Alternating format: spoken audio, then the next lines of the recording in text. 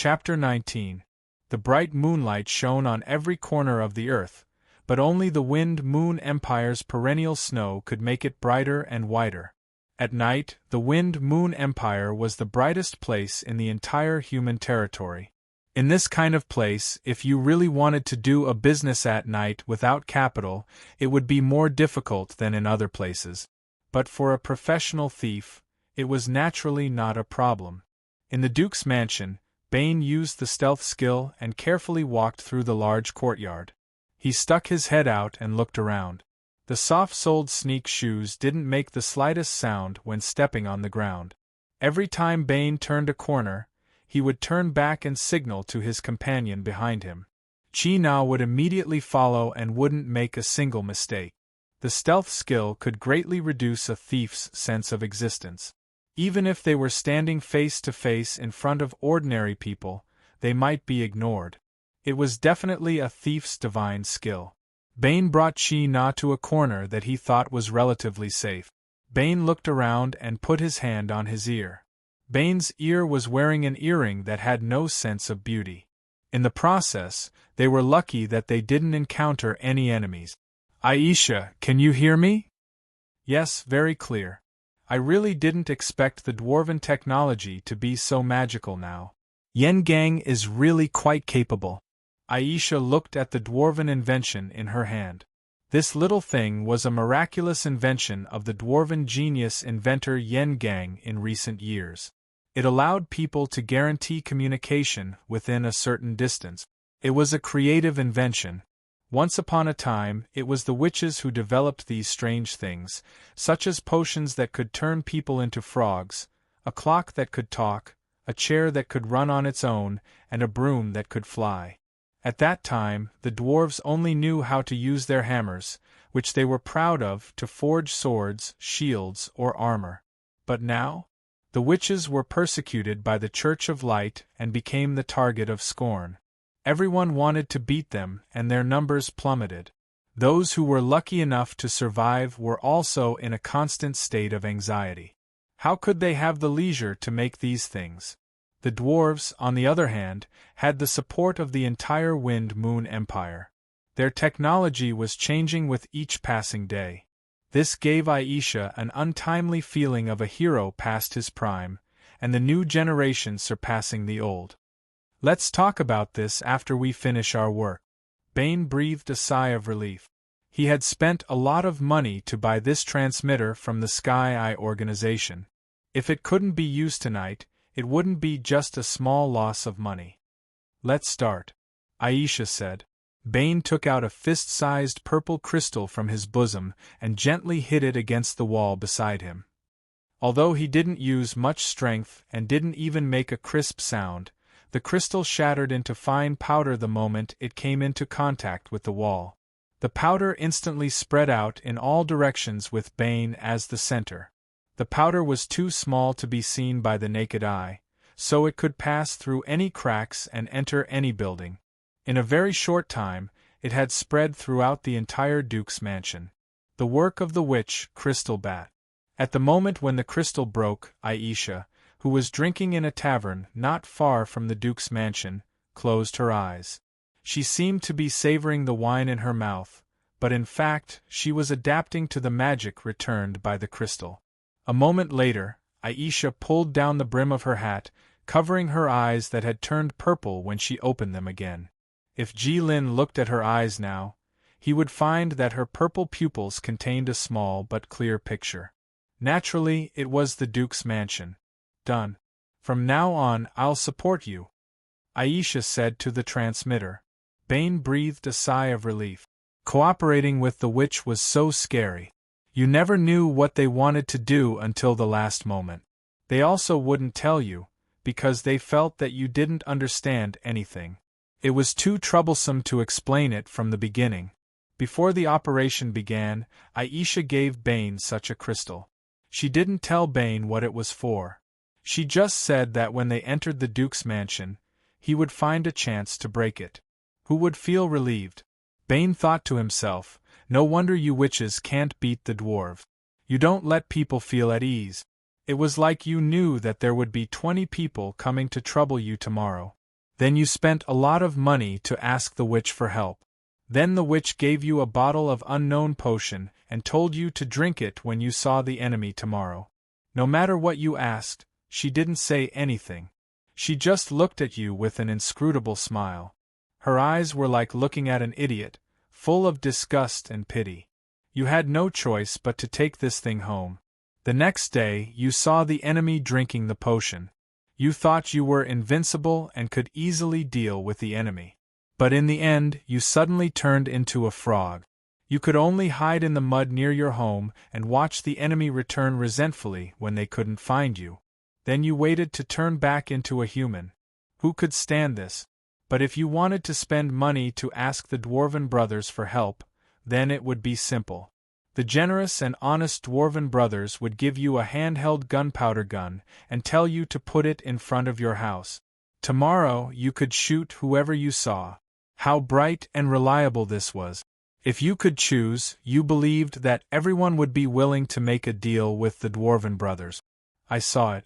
This mansion is not empty now, but they are all gathered in a room. I don't know what they are doing. There are about 20 people. Do you want to go and see? Aisha's voice directly sounded in Bane's ear. He was startled. He hadn't completely adapted to this new thing. No, I won't go. Bane just reacted to what Aisha said and quickly refused. Are you kidding me? Now is simply a heaven-sent opportunity. If you don't take advantage of it now, take the thing and leave. Do you want to go and show off? Oh, I know you don't dare. Don't talk nonsense. Hurry up. Hey, you have a lot of courage. I'm sorry. It was still the same sentence. A great man knows when to yield and when to stand tall. Moreover, he had to bow under the eaves. Go forward. Left. Go against the right wall. There is an alarm circle on the left. Yes, go straight ahead. They haven't come out yet, but don't let your guard down. Squat down. Crawl forward. Aisha precisely instructed Bane's actions through the communication device. Bane could also do the same. He completely listened to Aisha's instructions and didn't dare to take a wrong step. Gina followed behind Bane and followed suit. Suddenly, Aisha shouted through the communication device. Bane already had a conditioned reaction to Aisha's words when he was sneaking in.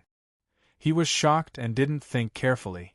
He instantly squatted down, leaned his body forward, kicked his feet, and rushed forward close to the ground. He supported himself with both hands on the ground and did a forward roll. Then, he stabilized his body. He supported himself with one hand on the ground and the other hand holding the dagger in front of his body. One of his legs was far behind him and his body was very low. He maintained a posture where he could react at any time. Wow, impressive. Aisha couldn't help but praise. Gina was at a loss. She couldn't learn this set of movements. You just crawl over. Bane saw Gina's dilemma and said considerately. No need. She just needs to walk over normally. Actually, there was no trap just now. I was just teasing you. I just wanted to see you crawl on the ground. I didn't expect that a professional is so different. Aisha said. Bane unconsciously tightened his grip on the dagger in his hand. Just this time, really? Aisha hurriedly said. Ben clenched his teeth so hard that they chattered. Twice, just twice. There's really no more. Really? Aisha's tone softened. Damn it, if only I could see it directly with my eyes. It would save me a lot of trouble and worry. Bane said hatefully in his heart. This was another disadvantage of witches. Most of the witches' advanced creations could only be used by witches. Even in the era when witches were recognized by the public, who had seen people from other professions riding brooms. Then, Aisha comforted him and promised that it wouldn't happen again. Bane then continued to explore the Duke's mansion. The Duke's mansion was indeed the top nobility of the empire. But this was only a small villa that they didn't live in. How big could it be? Not long after, Bane took Gina to walk around the courtyard of the Duke's mansion. But they still didn't find anything. Is it not here? Bane doubted. No, there are actually a few big houses that are beyond the sensing range, that Gina said. Now it seems that we have to go in and take a look, Aisha said. Under Aisha's guidance, Bane and Gina came to a door. Bane first put an interference crystal on the door that could temporarily disable a small magic array. Then, he took out a metal strip from his sleeve. He inserted it into the keyhole and fiddled with it. With a click, the door was unlocked. Wonderful! Aisha praised. It was indeed a skill to be able to open the door of the Duke's mansion so easily. Just when Bane was about to be proud, a burst of ear-piercing alarm blared, instantly piercing the quiet and beautiful night sky and resounding throughout the Duke's mansion. What's going on? Didn't you say that even the palace's magic array couldn't stop you? Are you playing with me again? Bane shouted. The alarm was too loud. If he didn't shout loudly, he couldn't guarantee that Aisha could hear it. Not this time. The magic array really failed. Aisha was also very puzzled. This is an alarm system made by the dwarves, Gina said. Damn, they really do everything now. Aisha ridiculed. What do we do now? Bane hurriedly asked. As the alarm blared, his forehead was sweating profusely. They came out. If you want to run now, you may not be able to outrun them. From now on, you must listen to me completely. Aisha's tone was rarely serious. Okay. Chapter 20. In a spacious and bright underground secret room, there were several dozen people standing neatly. They were surrounded by tall gray stone walls and thick pillars. On the roof, there were soft magic crystals and dazzling incandescent lamps made by the dwarf. The walls were engraved with magnificent patterns. The megalosaurus was roaming in the sky. Wherever it passed, the earth would burn. The dwarves were forging weapons and lived in underground caves.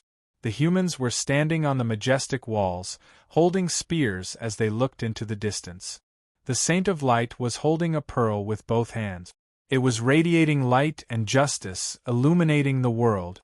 The witches were holding it in their arms, restraining its brilliance. It meant knowledge and wisdom couldn't be easily leaked. There were also countless strange symbols. If one looked at them for a long time, they would feel dizzy, making one doubt the taste of the owner of this secret room. At this moment, the owner of this room was standing on the only platform in front of everyone. If this person didn't have the signature beard of the Wind Moon Empire, he could be said to be a handsome uncle who could hook up with a girl 20 years younger than him. He had a tall figure and thick arms. His blue eyes swept over the people below, as if they were even more dazzling than incandescent lamps. He waved his arms and excitedly made his declaration. We are now standing on the land of the Wind Moon Empire, Heimtel. This place was also built by the Iron Blood Emperor with the soldiers and people of the Wind Moon Empire. Our ancestors used their blood and sharp blades to build this place. Every inch of our Wind Moon Empire is soaked in the blood of our ancestors and inhabited by their heroic spirits. But in the Empire, there are actually people who think that we should curry favor with the dwarves without any bottom line just because we need their help. The insatiable dwarves actually want to have their own city in the Wind Moon Empire. Even this Heimtel has autonomy? How preposterous is that? It means that a country within a country will appear in my Wind Moon Empire. But the wise Iron Blood Emperor actually showed signs of agreement. As the Duke of the Empire, I naturally have to stop His Majesty. It is my duty to do so, because the Empire doesn't belong to His Majesty, but to the people of the Wind Moon Empire. But the dwarves aren't people of the Wind Moon Empire. They are only guests we invited to help. As the host, in order to thank the guests, of course we should offer them good wine, delicacies, and generous rewards. But the guests don't think it's enough. Now they want to turn the tables on us. Can we agree to that? As citizens of the Wind Moon Empire, we have wind in our blood. We are the snow wolves of the snowy plains. How can we allow others to sleep soundly under our beds?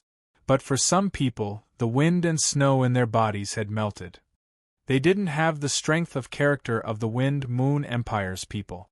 They were afraid of war, afraid of the threat of other empires. They wanted to firmly capture the dwarves, no matter what. I am very proud and also very lucky. There are very few people like this in front of me. The wind and snow in our bodies have yet to dissipate, and are still as sharp as blades. We are not afraid of foreign enemies, but we are afraid of internal troubles. We have to sound the alarm for His Majesty, and let him know the threat of the alien race. Let His Majesty know how reasonable it was when the people of the Middle Empire said that those who were not of the same race were bound to have different intentions. Perhaps we will not be understood by His Majesty, and we will be reviled by the people, even sacrificing our lives. But we know that it's all worth it because we can hold our heads high after death and stand in front of the Iron-Blood Emperor while covered in snow. We can tell him that we, his descendants, didn't disgrace him. I shed my last drop of blood for the Wind-Moon Empire. After Duke Lawrence finished his speech, the bodies of the people below were slightly trembling, their blood boiling. He looked at his reliable subordinates and said in a deep voice, "In the wind and snow, the empire exists forever." This sentence was always said by the nobles of the empire, so frequently that it was almost the same as greeting. But now when Duke Lawrence said it, it seemed to contain the weight of his entire life. The empire exists forever. Everyone neatly knelt down on one knee and echoed. Their voices echoed in the entire basement, lingering without end. The simple words contained a strong emotion. It was believed that at this moment, everyone felt that for the empire, even if they died, they wouldn't regret it.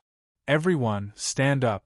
Other than His Majesty, no one can make the noble people of the Snow-Wind Empire bend their knees. Our current problem is how to sound the alarm for His Majesty. Our plan is to use the dwarves' technology, carry out a terrorist attack, and then shift the blame to the dwarf.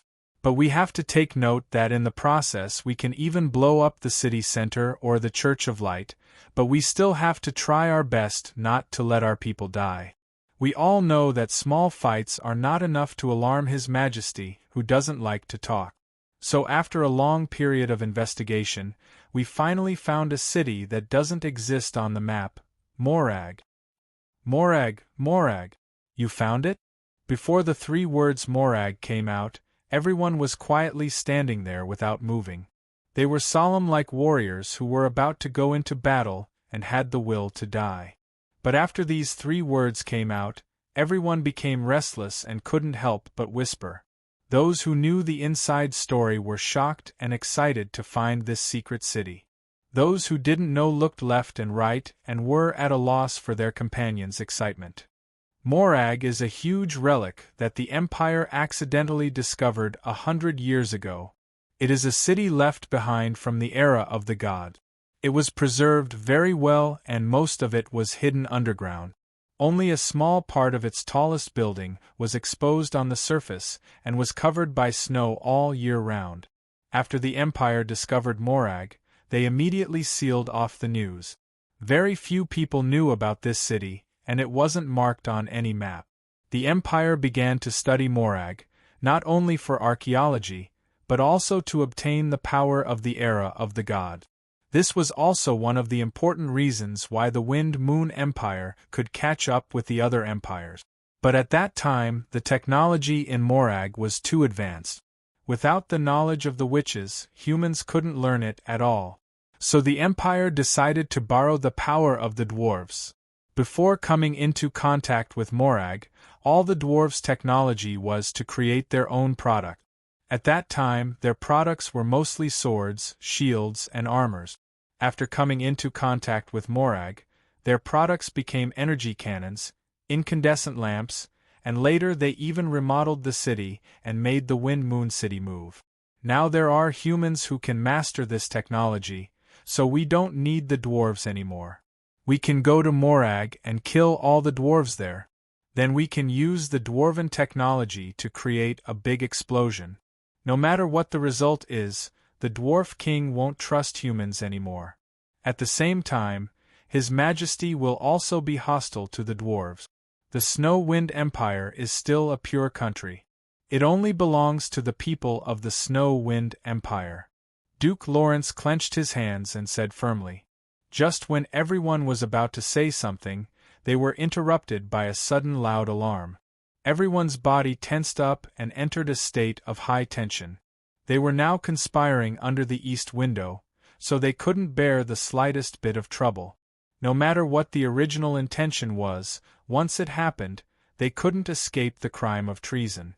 You, a top nobleman of the empire, brought your subordinates to carry out a terrorist attack? What good would it be if people found out? The door of the secret room opened, and some people disappeared in an instant. Even more people rushed out of the door with all their strength. Logically speaking, a thief who didn't even recognize the dwarves' alarm system wouldn't normally be so heavily involved. At most, 1 or 2 people would be sent. Even if they accidentally let the thief escape, it wouldn't be a big deal. But today's timing was too sensitive. Even if the thief was hungry and only wanted to steal a steamed bun from the Duke's mansion, today they couldn't let him escape. Chapter 21. From now on, you have to avoid the pursuers. You have to maintain your stealth at all times. The pursuers behind you are all much higher level than you. Once the skill loses its effect, they will be able to sense you from afar, Aisha warned Bane. But this direction. Are we going in? Why aren't we going out? Bane sensed the direction he was heading in and found it hard to believe. There's no other way. The level difference is too big. If you are in a place where they are focusing their attention, it will be useless even if you use stealth. You can only gamble with the darkness under the lamp. They are all chasing outside. No one will think that you will go in, Aisha said confidently. It's dark under the lamp. Yes, I've always heard of this saying, but it's rare to see someone actually do it. Who has ever seen a thief find a lamp and stand under it after being chased until he can't run anymore? Bane thought to himself. Did you read too many stupid stories from the Middle Empire? How did you come up with such a crazy idea? Bane said excitedly. He knew that the first person to try something like darkness under the lamp must be a resolute hero. Like how one's expression wouldn't change even if Mount Tai collapsed in front of one, or how one's eyes wouldn't blink even if a deer was on one's left. Who would dare to try such a difficult task if they didn't have this ability? How could such a person be an ordinary person? The problem was that this kind of thing with a low success rate was done beautifully by those perverts, shocking the world. Then, the world would fight to spread the story, calling those perverts heroes and those with a low success rate legendary stories. Since it was a legend, then it must be impossible to replicate. How could it be called a legend if anyone could do it? There was a legend in the Middle Empire. It said that the Prime Minister of the Empire personally guarded a city. However, coincidentally, the city was empty and the enemy took the opportunity to attack. The Prime Minister opened the city gate. There were only 3 to 5 old men sweeping the streets while 2 young children stood behind him. The Prime Minister sat on the city wall burning incense and playing the zither. Even when facing millions of enemies, his hands didn't tremble at all. When his old enemy saw this, he decisively ordered his troops to retreat in the face of the city gates that were wide open. He even proudly said that there was definitely a trap here. Who was this old man? How could he fall for such a shallow scheme and fall for the villagers' evil trick? Afterward, everyone expressed their admiration and said, "The Prime Minister did take some risks this time, but the Prime Minister's empty city tune, who dares to take a step forward?" The Prime Minister didn't hold back either, saying that even though it looked dangerous this time, it was actually safe and sound. He knew that old man Sima wouldn't dare to come over. Everyone said that the Prime Minister was wise and fearless in the face of danger. He was truly a hero. Later generations named this story the Empty City Stratagem. Many famous generals were swayed by the legend of this story and wanted to imitate it. Without exception, they all ended up very miserable. Because the enemy has also read this story, and he will think that you are insulting his intelligence, So Bane felt that if you didn't have the ability to play the zither in the face of millions of soldiers without trembling, then don't play the empty city stratagem.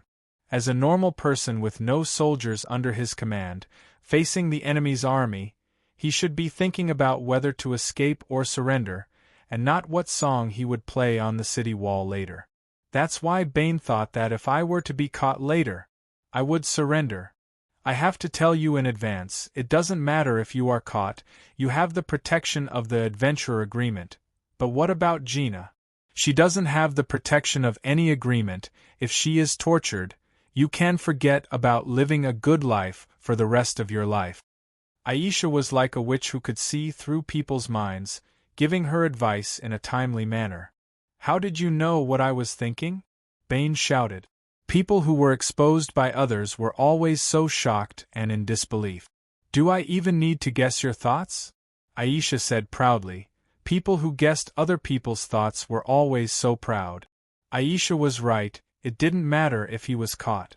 After all, he didn't take anything, at most it would be considered an attempted crime. Moreover, we came here on a mission. If there was any responsibility, it should be the employer who took the responsibility. But the problem was that the employer was right beside him. If she was a middle-aged uncle, it would be fine.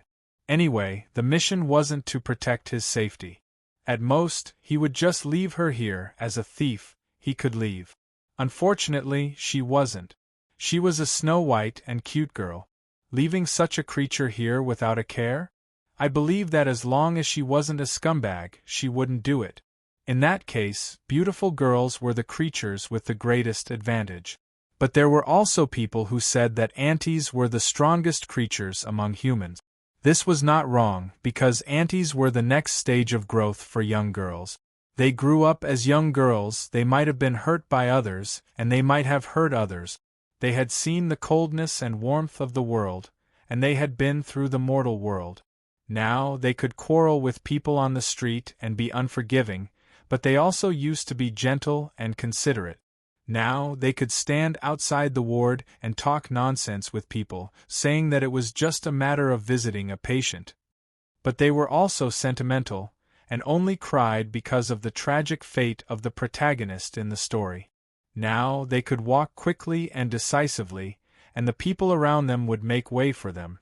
But they also used to have slender waists, and when they walked, they would often make people look at them.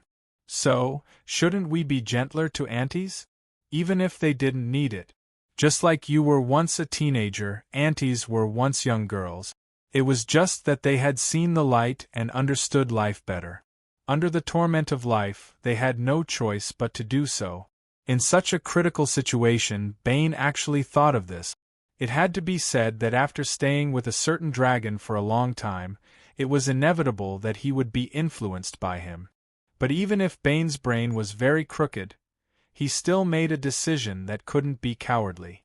Aisha couldn't guess Bane's brain, but she could guess Bane's decision. In order to ensure the safety of the two of them, being in the dark was the only possible way. And the pride of a human male made it impossible for Bane to leave Gina behind. So, Aisha said directly, "Walk forward, walk to the end of the road, stick your body close to the left wall. Yes, hide in the shadows. Don't move." Bane stood close to the wall, and the cold temperature of the wall could be clearly felt. He couldn't help but shiver twice, but he still didn't dare to leave the wall. Compared to the shivering of his body, the hand that was holding Gina was even more intense. He didn't want his hand to shake so badly, because it would make him look like a coward, but he couldn't control it. Because in Bane's sight, a strong warrior was rushing towards him with a sword. It was just a person running on the ground, but it gave Bane the feeling of a cavalry charging towards him. Because this person broke through the air in front of him, the wind and snow that filled the sky automatically dispersed half a meter in front of him, and the snow on the ground also flew up into the sky because of him. Energy wrapped around and covered the whole body. This was the sign of a silver tier 4th tier, and the barrier formed by the energy didn't dissipate at all. This meant that this person was at least a gold tier 6th tier master. Such a person definitely couldn't defeat the red-eyed white ape called White Snow, but it shouldn't be a problem for him to slaughter the pack of wolves. Fortunately, when this master passed by the small alley where Bane was, his speed didn't even slow down a bit, and he directly rushed over. The wind brought by his running directly hit Bane and Gina's faces, blowing them so hard that they couldn't open their eyes. The gold-tier master didn't believe that the thief would dare to stay in the Duke's mansion. Bane was sweating all over, and he couldn't help but gasp for breath. The pressure of the gold tier was also very strong. "All right, hurry up and calm down. It's easy to be discovered by others if you're gasping for breath. Hurry up and go through the main road, there will be people coming soon," Aisha said seriously. "After you go through, quickly hide in the shadows, lie down and don't move." Bane did as he was told. After lying down, Bane really heard the sound of footsteps getting closer and closer, and then getting further and further away. The witch's things are still very useful, Bane couldn't help but say in his heart. Aisha had been giving orders, and Bane and Gina had been cooperating with her. They would either find a corner to hide in, or find an inconspicuous object to hide. Many times they had managed to escape the Duke's mansion's detection without mishap. After a while, Aisha looked at the enemy's movements and told Bane her judgment. "No, the people chasing outside are starting to come back. They have already realized that you are still in the Duke's mansion, and the density of their search is getting bigger and bigger, and they are also getting more and more careful. If this continues, you won't be able to hide for long. Just tell me what to do." Bane knew that she must have her own ideas. If she really didn't have any ideas, she wouldn't have taken the initiative to speak. "It's still the same big house as before. The door is still open, and the alarm won't go off again. My crystal bat detected a secret passageway there. For these nobles, the secret passageway in their own house is a backup plan for escape. It's true that being in the king's company is like being in the tiger's company. That secret passage must lead to the outside of the Duke's mansion." Aisha sat in the tavern and excitedly drank a glass of strong liquor. "All right. I'll listen to you." Bane fiercely gritted his teeth. Chapter 22. The guards of the Duke's mansion were already guarding all the exits of the Duke's mansion. They believed that no one would be able to enter or leave under their watch. With the help of Aisha, Bane and Gina were able to predict the enemy's moves. They were able to walk through the Duke's mansion in an extremely dangerous manner, as if there was no one there. However, as the enemy's search area was gradually shrinking, this situation could not be maintained for too long. With the help of Aisha, Bane had already arrived at the room where the alarm was triggered. This room was extremely huge. Bane had never seen such a spacious room before. Bane guessed that this must be the reception hall of the Duke's mansion or some other important place. In any case, it was definitely not used by the owner in his daily life. If he had a bed here, he would have to walk a long distance to get to the door every day. Rich people in the eyes of ordinary people were very perverted and twisted, and full of unreasonable vanity. However, they would not torture themselves, and would not make life difficult for themselves. "Didn't you say there was a secret passage? Where is it?" After Bane rushed into the big house, he quickly scanned the surrounding environment. However, because the owner did not turn on any lights, the whole house was very dark. Bane could not see very clearly. However, he was sure that there was nothing like a secret passage or something like that. "Are you so anxious that you became stupid? If a secret passage or mechanism can be found easily, then what's the point of it existing?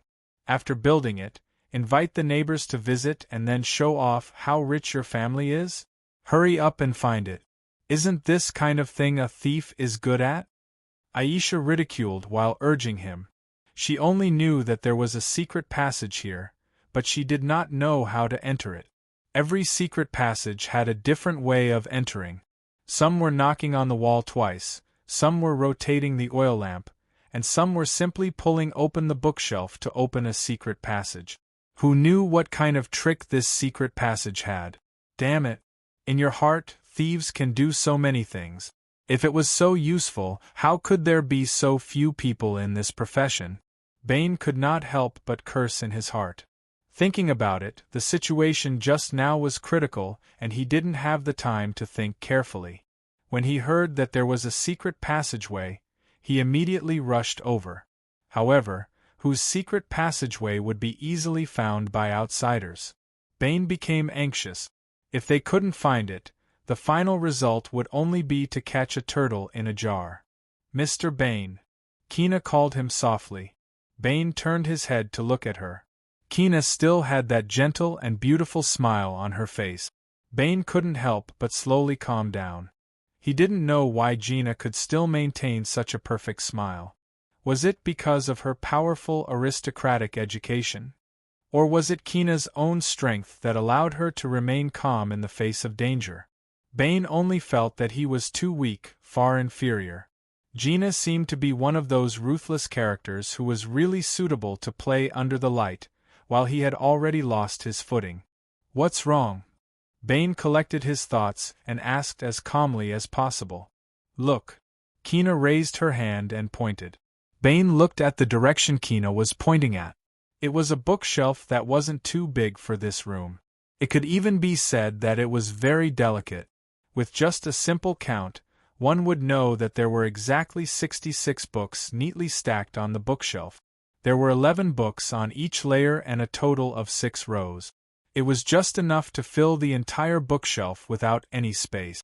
It was as if the bookshelf was made for these books. The bookshelf. Is there anything strange about it? The style of the bookshelf perfectly blended into the room. It was obviously made by the same renovation master. Therefore, even though the bookshelf was slightly smaller, it didn't look out of place at all. The bookshelf isn't strange. What's strange is those books. Those books are the scriptures of the Church of Light. There isn't a single book missing. The first 39 books are called the Book of God. It mainly tells the story of the creation of the gods, the destruction of the world by the god of darkness, and the re-guidance of the god of light to save the world. The last 27 books are called the Book of Man. It tells the story of the Holy Spirit's reformation of mankind. Together, it can be called the Holy Bible of Light. The original version of the Holy Bible of Light has always been in the hands of the saints. It has been passed down from generation to generation. These are all printed versions. Bane didn't understand. Why did she start talking about the scriptures of the Church of Light? What's so strange about this?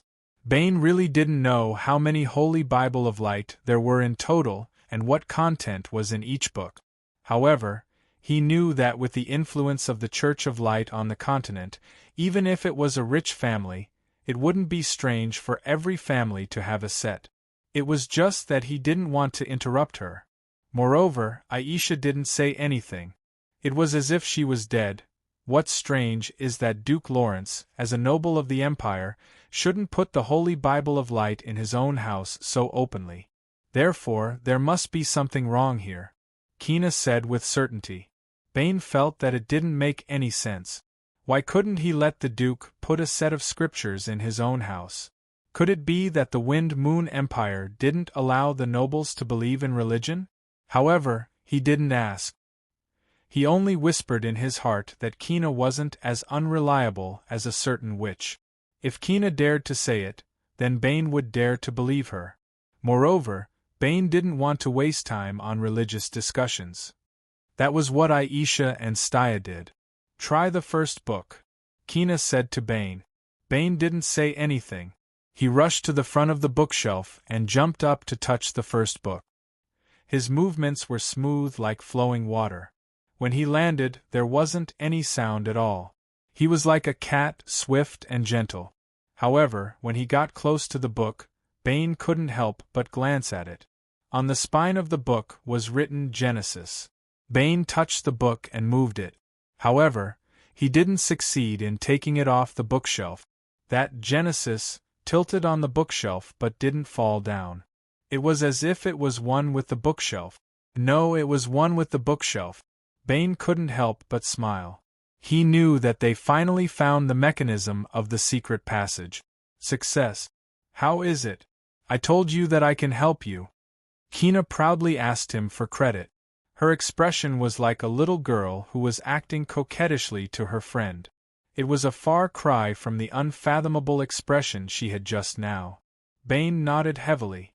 At the same time, he was thinking, which one was the real Kina?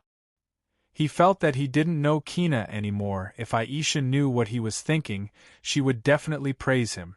A man's most ignorant and arrogant time was when he thought that he understood a woman.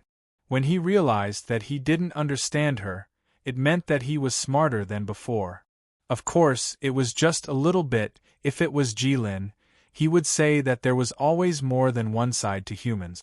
It might be true, or it might not be true. Humans were really king complicated creatures. After referring to his partner's thoughts, Bane only felt more confused. After all, one was not a human, and the other was an old witch who was at least 100 years old. It was just that Bane didn't know.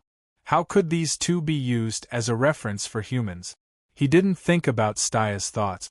That lady was even more ignorant than he was. In a very short period of time, Bane's thoughts flashed through his mind very quickly. It was like a meteor shower in the sky, one after another, and it disappeared in a flash. The heavy sound of the mechanism echoed in the empty room. For Bane, it was an escape door that was about to open. However, Bane didn't feel very good. He felt that the door that was about to open was like the door to hell. The heavy sound of the mechanism was the background music of the devil that was about to appear. He was on his guard. He stared at the bookshelf, hoping to see the legendary classic scene of the bookshelf moving away by itself. However, as the saying goes, 9 out of 10 things don't go your way. Bane suddenly felt that there was nothing under his feet. What followed was a huge sense of weightlessness. Bane was completely unprepared. All of his attention was focused on the bookshelf. He didn't make any reaction other than shouting, F***ck. Bane was falling from the hole that suddenly appeared. He instantly took out the glowing crystal from his pocket and threw it down with all his might. This series of reactions wasn't slow, but he almost landed at the same time as the crystal. Luckily, the hole wasn't deep. It seemed like the Duke didn't want the intruder to fall to his death, Bane thought. Bane looked around. Gina didn't seem to have fallen with him. Aisha, can you hear me? Bane tried to call Aisha, but there was no response. It seemed like the secret passage was well sealed. It blocked the detection of the crystal bats. This was also the reason why Aisha didn't know how to enter the secret passage, even though she knew there was a secret passage. Bane actually felt relieved. Before he came out, Staya had secretly told him that Aisha was a temperamental person. He shouldn't mess with her. She might throw him somewhere when he used the teleportation circle. Or she might leave without looking back when he was in danger. She wouldn't even say goodbye to him. Bane swallowed his saliva. Now that he had fallen here, he couldn't blame her even if he died. Humans were like that. They could accept any bad outcome, but they definitely couldn't accept the betrayal of their companions, even if they had already thought of the possibility of betrayal. Bane shook his head and mocked himself. Bane raised his head and looked at the secret passage in front of him. It was made of stone without any patterns or carvings. It looked very monotonous, but it also looked very simple and reliable. The path was straight without any curve. It wasn't very wide. It could only accommodate 2 people walking side by side. However, the lights on both sides lit up the path very brightly. Bane got up and walked forward. Indeed, there was no turning back. If he kept staying here, he would be caught sooner or later. People could always explode with a kind of heroic spirit when they were in a desperate situation.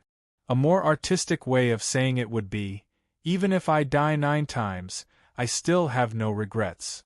A normal person's way of saying it would be, since it's already like this, what else can I do? Bane walked alone in the bright secret passage. The thief's equipment didn't allow him to make any footstep. The entire secret passage was silent. There was only one person walking alone in silence. It was like walking on the path to a new world. Chapter 23. At first, Bane walked carefully in the secret passage, peeking his head out and bowing his head. However, he soon realized that it was pointless. This was a straight secret passage. There were no forks or obstacles along the way. If there really was someone standing on this path, they would definitely be able to see him from afar. There would be nowhere for him to hide. Bane decided to go with the flow and walked forward quickly. Not long after, Bane reached the end of the bright path. In front of him was a completely dark space.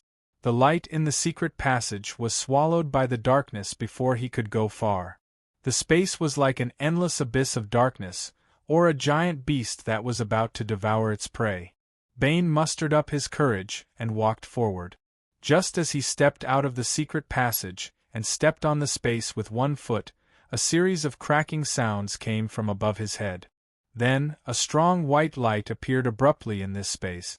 It spread into the distance bit by bit, driving away the darkness and finally illuminating the entire space.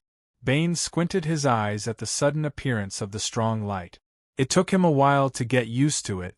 This was a huge space, a huge underground secret chamber. It was completely different from the simple painting style of the secret passage. There were countless symbols carved here, and all kinds of paintings with unknown meanings. For some reason, the most shocking thing was the painting of the Megalosaurus. The Megalosaurus was flying in the sky, and wherever it passed, the earth burned. The painting of the witch was more familiar. Bane was puzzled. But soon, Bane's attention shifted from the magnificent carvings to the only living person in this space other than himself. There was a high platform in this secret chamber with a wide chair. The middle-aged man was lying on it, snoring softly. The sudden light shone on the man's face, disturbing his nap. Judging from the man's clothes, he should be a warrior who had been on the battlefield for a long time. He did not have the ability to sleep soundly even when someone was talking in his ear. He couldn't help but frown as he slowly woke up. The man sat up and calmed himself down before he started to look around. That's right, it was the safest and most secretive basement in his house. Then, the man began to shake his head and sigh. That time was unforgiving. He was really getting old. Originally, he just wanted to rest a little while his subordinates went out to catch the thief. Who knew that he would fall asleep? It seemed that things had not been going well for him recently, and he was mentally and physically exhausted. The man blinked hard and raised his head. He saw Bane standing not far from the entrance. There was only silence. Duke Lawrence couldn't help but laugh, breaking the awkward silence. Bane understood that he was mocking his stupidity and his bad luck. What do you mean by there's a path to heaven, but you refuse to take it, and instead, you barge into hell? Although the description was not very accurate, but this was the portrayal of Bane's heart at that time. He was like a sheep that broke into a wolf's castle, running around. Although it looked very dangerous, he was fine until he lost his footing and fell into the soup pot. The old wolf closed the lid of the pot and turned on the fire, thinking that it saved him a lot of trouble. "Kid, you don't look like someone from our Snow-Wind Empire, right? You came from afar and spent so much effort to sneak into my Duke's mansion. What are your intentions?" Duke Lawrence didn't seem to mind chatting with this unlucky thief. Instead of immediately catching him and beating him half to death or directly killing him, Bane was indeed considered thin among the teenagers. His height was just over 160 centimeters, which might be normal in other empires. But in the Snow-Wind Empire, it was rare for a 16-year-old teenager to be less than 180 centimeters. That was why Duke Lawrence concluded that Bane was not from the Snow-Wind Empire. The people of the Snow-Wind Empire were simple, crude, and effective. "I am a traveling adventurer. I came here to help a pitiful girl retrieve an important lost item." Bane didn't lie to him. There was nothing to lie about. Since he had already been bumped into, Bane could only use his identity as an adventurer to protect himself, so as to avoid any unimaginable inhumane treatment. Nonsense. My Lawrence family followed the Iron Blood Emperor through fire and water, established a foundation for generations, and made illustrious contributions. Who doesn't respect us? Even if we are no longer as glorious as we used to be, how can we degrade ourselves and steal a girl's things? Kid, don't be presumptuous and insult my family's martyr. I will tear you to pieces. Even the adventurer agreement won't be able to protect you. Duke Lawrence suddenly stood up and shouted loudly. He was really righteous and awe-inspiring. It really made people feel that he couldn't do something as despicable as stealing a little girl's things. Bane thought, do all nobles speak like this? If you say you didn't steal it, then wouldn't it be over? Why did you mention your family's ancestors? Could it be that you have a guilty conscience? You say, in the end, what did I steal? I want to see how you are slandering me. Duke Lawrence said. It could be seen that he was really angry about this matter, just like a red-eyed, irritable bull. Indeed, this kind of thing was too degrading for him. It was like a toad jumping on his foot, purely disgusting and disgusting. A dagger with patterns engraved on it that isn't very sharp? It seems like it occasionally glows? Bane felt that his words were made up on the spot, but there was no other way.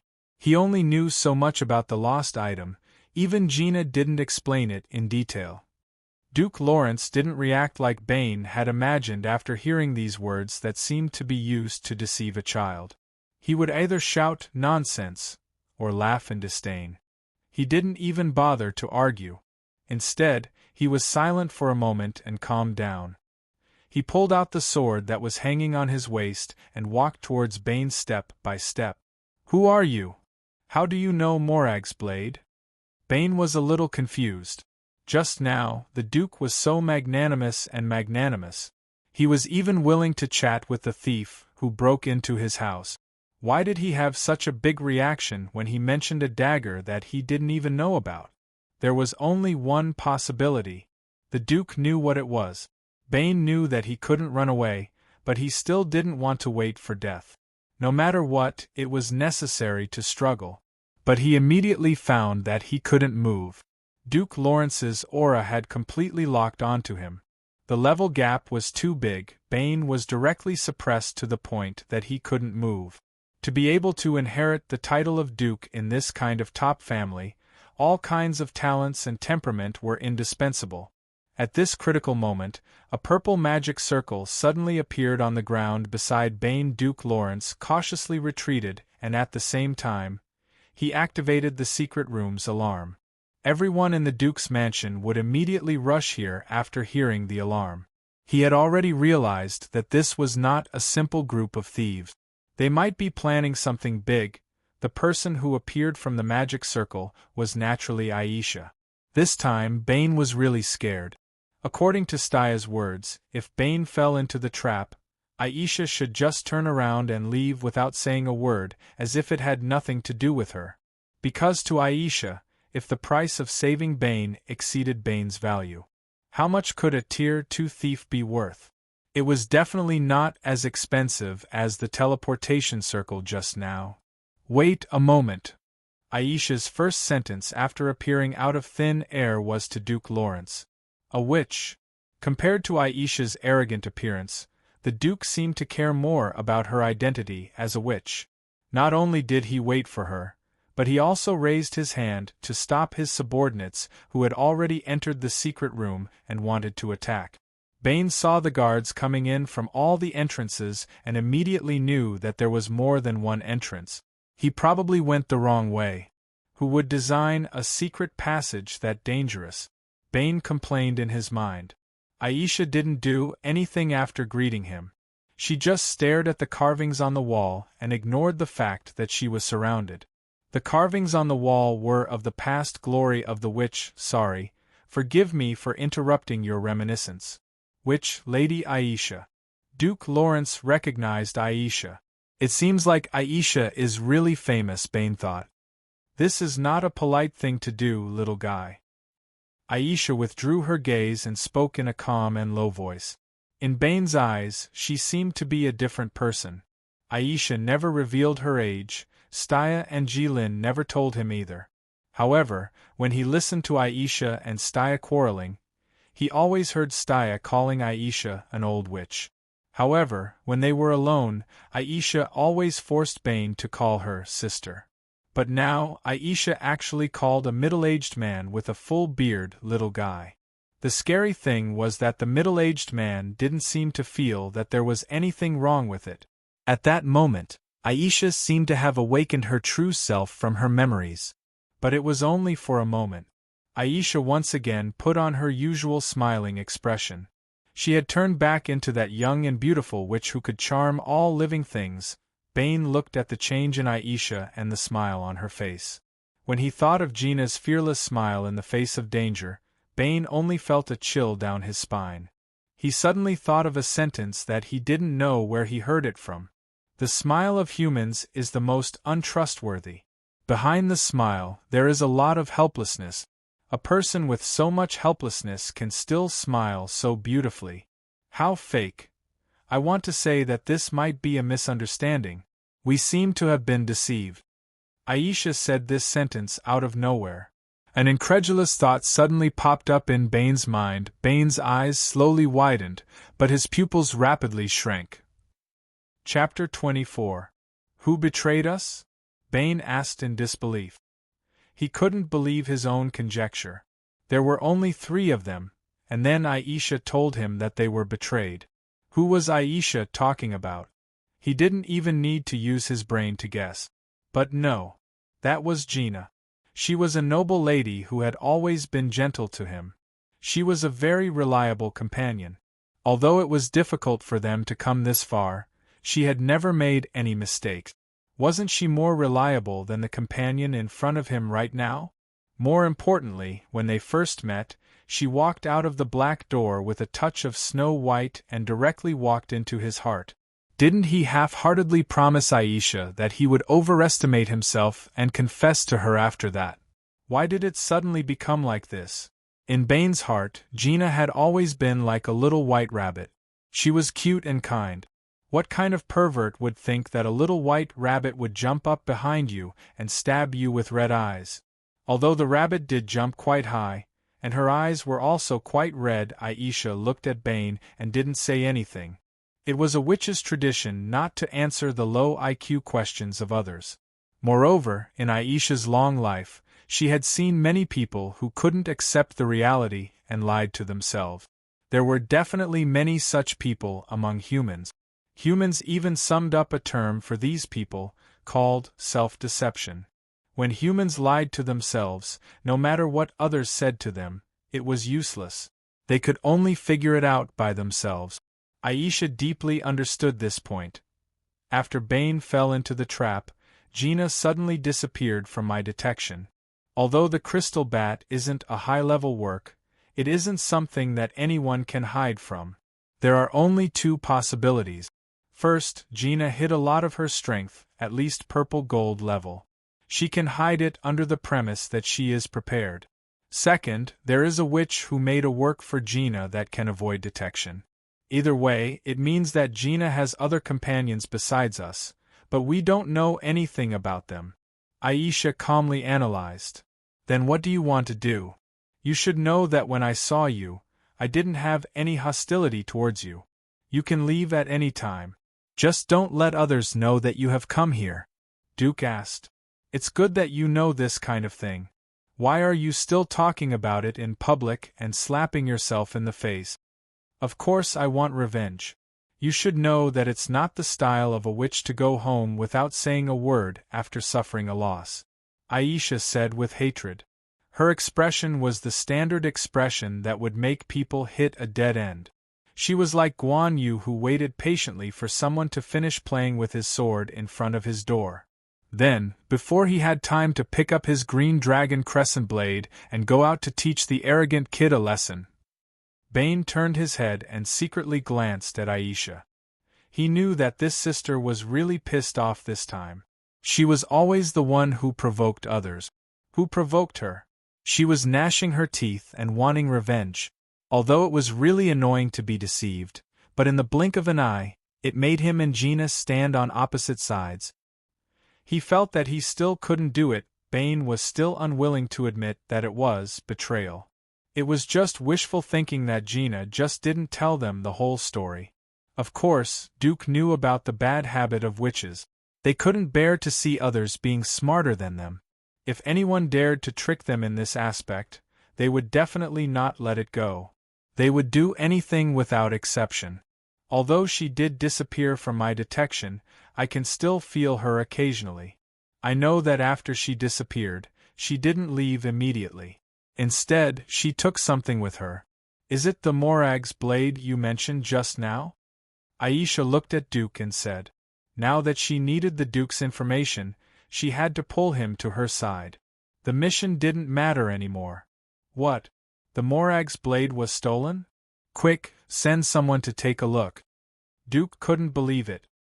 He immediately waved his hand and shouted. That treasure was protected by a powerful magic restriction. It shouldn't be stolen so easily.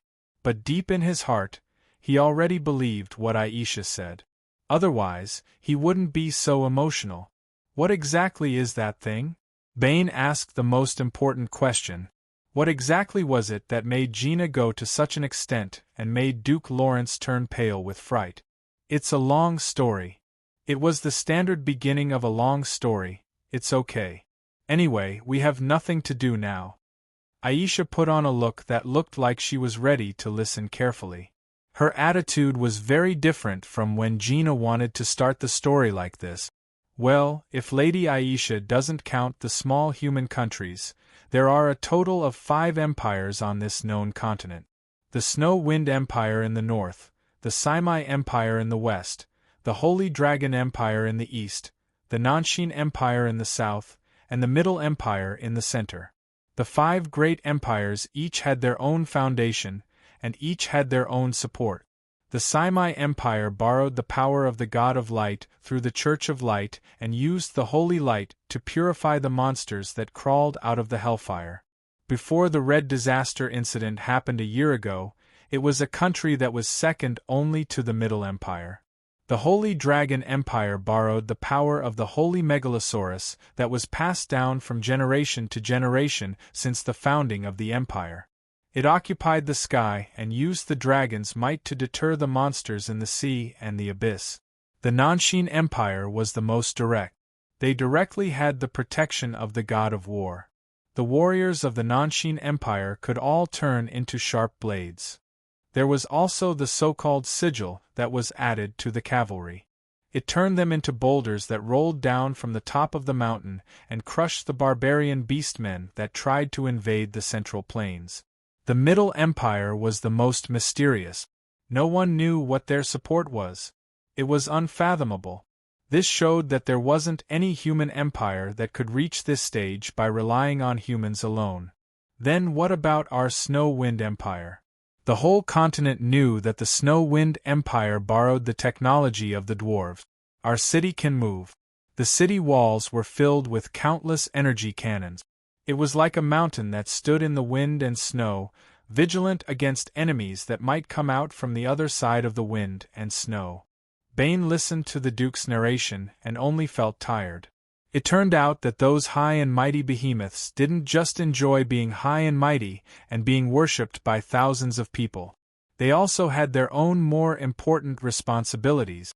As a barrier, they defended the entire human race against foreign enemies. And humans were besieged on all sides. No wonder the people of the Saimai Empire said, "If you want to wear a crown, you have to bear its weight." He didn't get anything for free. But everyone knew that the dwarves were just blacksmiths who could only forge weapons a few decades ago. How did the Wind Moon Empire establish itself in the continent before that? The Duke paused slightly. Aisha frowned. Perhaps an individual human is kind, but as the second largest organization in human history, the country is definitely not. Because every country has the righteousness of, for their own people, in their hands, they can do anything without any psychological pressure. The Snow Wind Empire has so much land, if they didn't have the corresponding strength, the other countries would not hesitate to pounce on them. So before the dwarves, The Snow Wind Empire borrowed the power of the witches. Bane knew that the Duke's words were directed at him. Aisha had no reason not to know these things. Aisha was the most outstanding witch, and the Duke was the most powerful person in the empire. If it was really like what the Duke said, that the relationship between the witches and the Snow Wind Empire was as close as the relationship between the Simai Empire and the Church of Light, then the two of them might have met, or even been very familiar with each other. No wonder when the Duke saw Aisha, he didn't show any hostility. No wonder Aisha would call the other party little guy, and the dignified Duke didn't care about it at all. At that time, the style of the Snow Wind Empire was very different from now.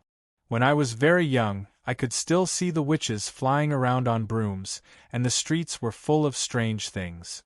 However, because of the rapid development of the Church of Light, and the conflict of beliefs between the two sides, the Church of Light defined the witches as heretics and launched a decisive offensive. They called it the War of Beliefs, and we call it the War of Belief. Both sides refused the Empire's participation in the war, because once it became a war between the empires, the power of the human race would certainly suffer heavy losses. The witches failed because the Church of Light is a serious religion, and has strict discipline. They listen to the command and fight in a systematic way. The witches are more like a group of undisciplined scholars. They only gathered for a common purpose, and no one listened to anyone, because each of them thinks that they are the smartest one. This is the persistence of scholars. Bane was speechless, thinking that the witches were really a group of heroes who would rather die than to stick to their individuality. But, is it necessary?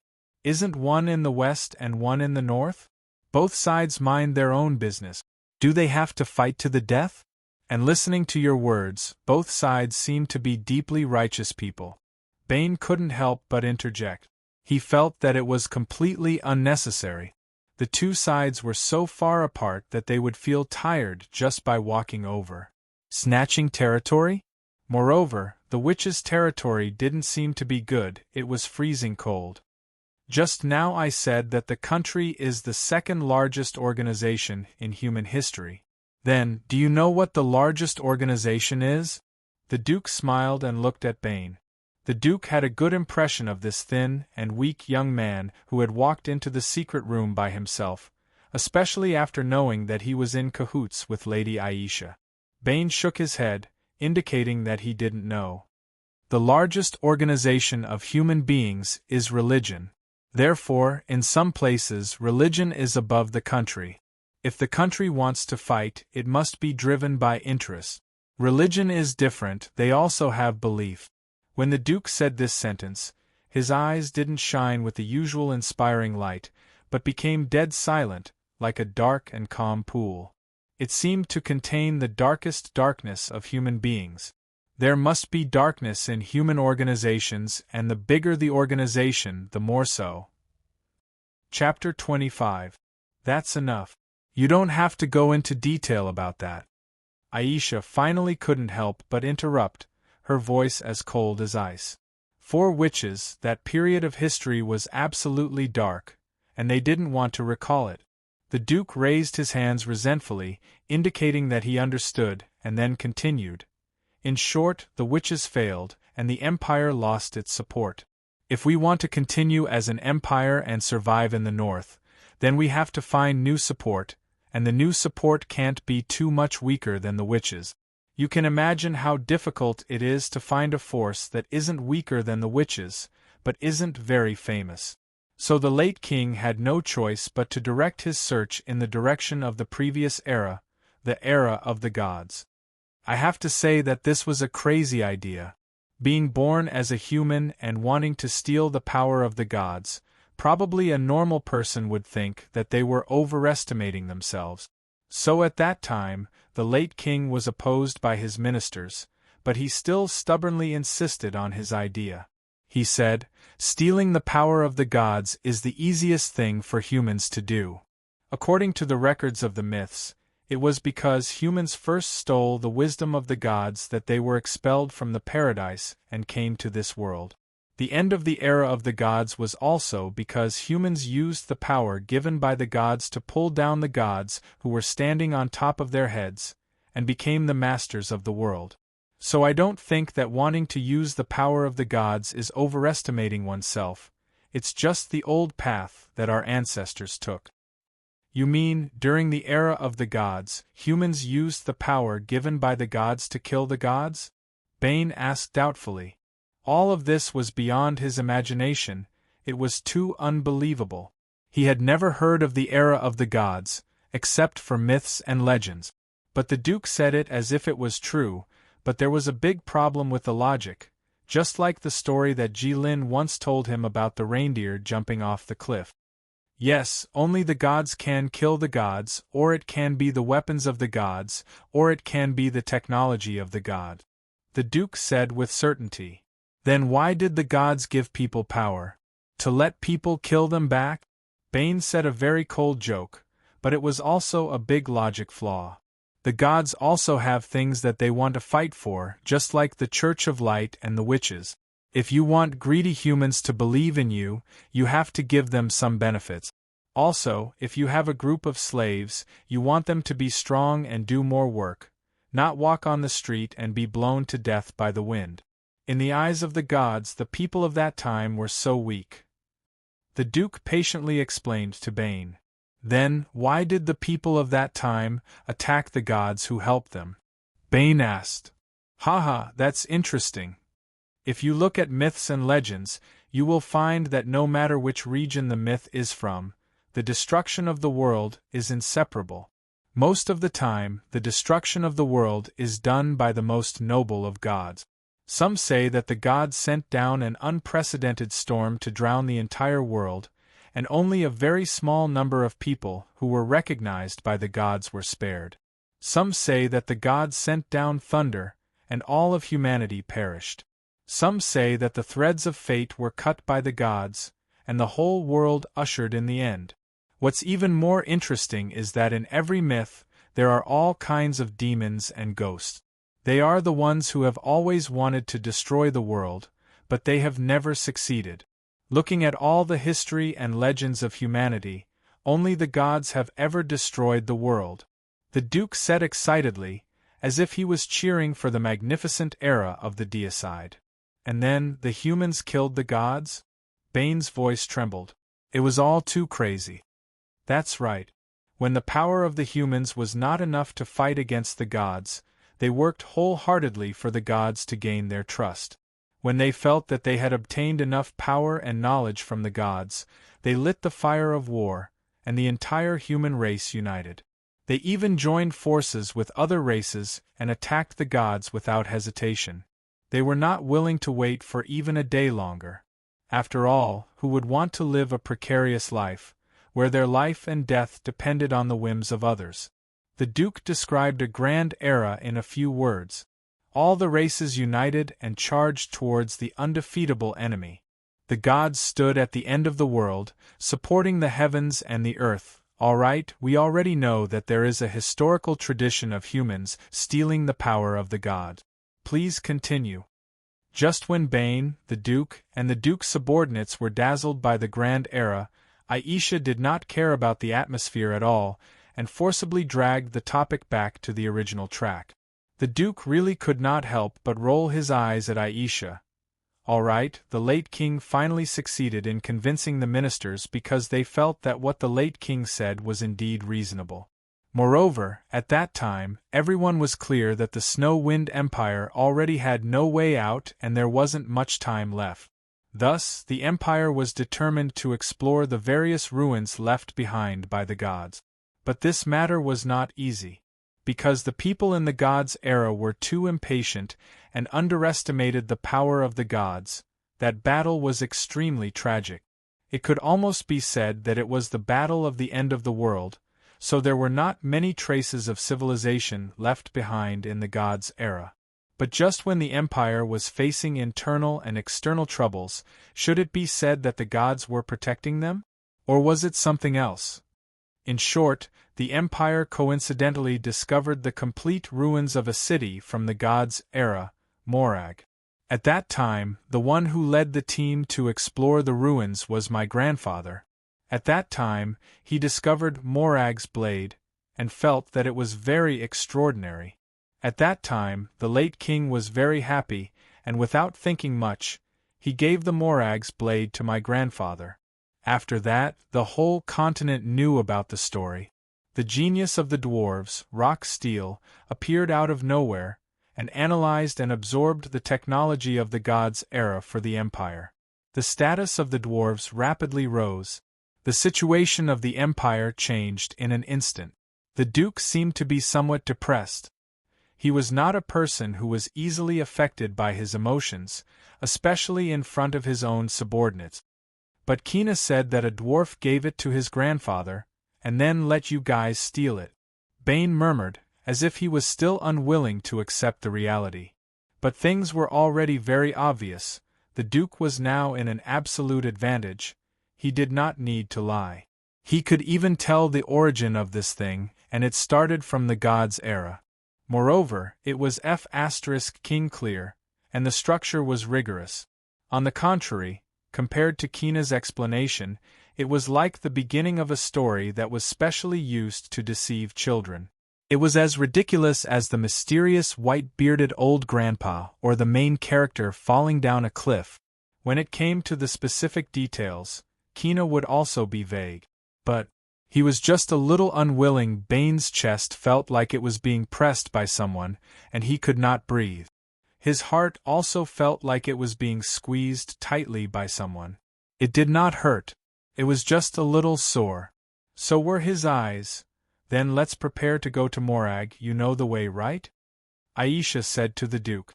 Bane stared blankly for a moment, then he immediately understood Aisha's idea. Gina had spent a lot of effort to steal Morag's blade, so she naturally had a use for it. No one would spend so much effort to steal a useless thing, and where could that thing be used? It could only be that hidden city, Morag. With Aisha's intelligence, she naturally would not chase after someone's ass. It would be easy to be led by the nose, and it would be twice the effort for half the result. Aisha's choice was to go directly to the destination, and wait for Kina to walk into the trap. Of course I know, but are you sure? The Duke of course understood Aisha's idea, but if someone stole the thing, it was impossible for them not to guard against revenge, and they must have gathered a lot of forces in Morag. They knew very little about the enemy's strength. Was it really wise to directly rush into the enemy's base?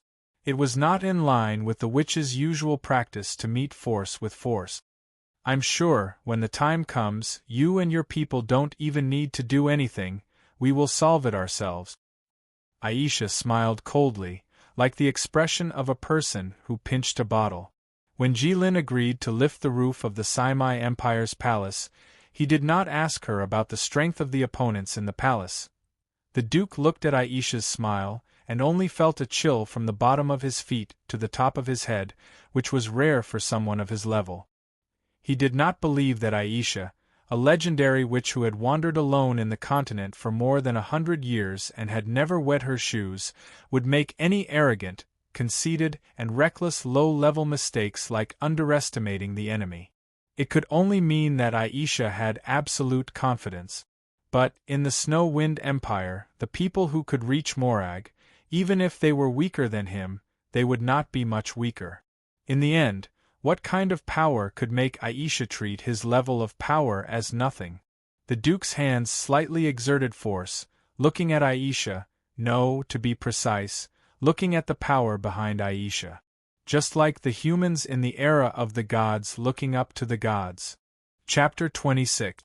Are you not willing to help us? You should know that it is your item that has been stolen. Aisha hurriedly urged when she saw that the Duke was ignoring her. She didn't mention a single word about the help she had given Kina. If it wasn't for Aisha's help, Kina wouldn't have been able to sneak into the Duke's mansion and take away Morag's blade. In Aisha's view, the Duke had no reason to refuse her proposal. Being impulsive was not something that a person of the Duke's level would do. How could she have thought that the Duke was just scared by her arrogance of treating the enemy like dirt? Ah? No, let's go together. The Duke recovered and hurriedly replied.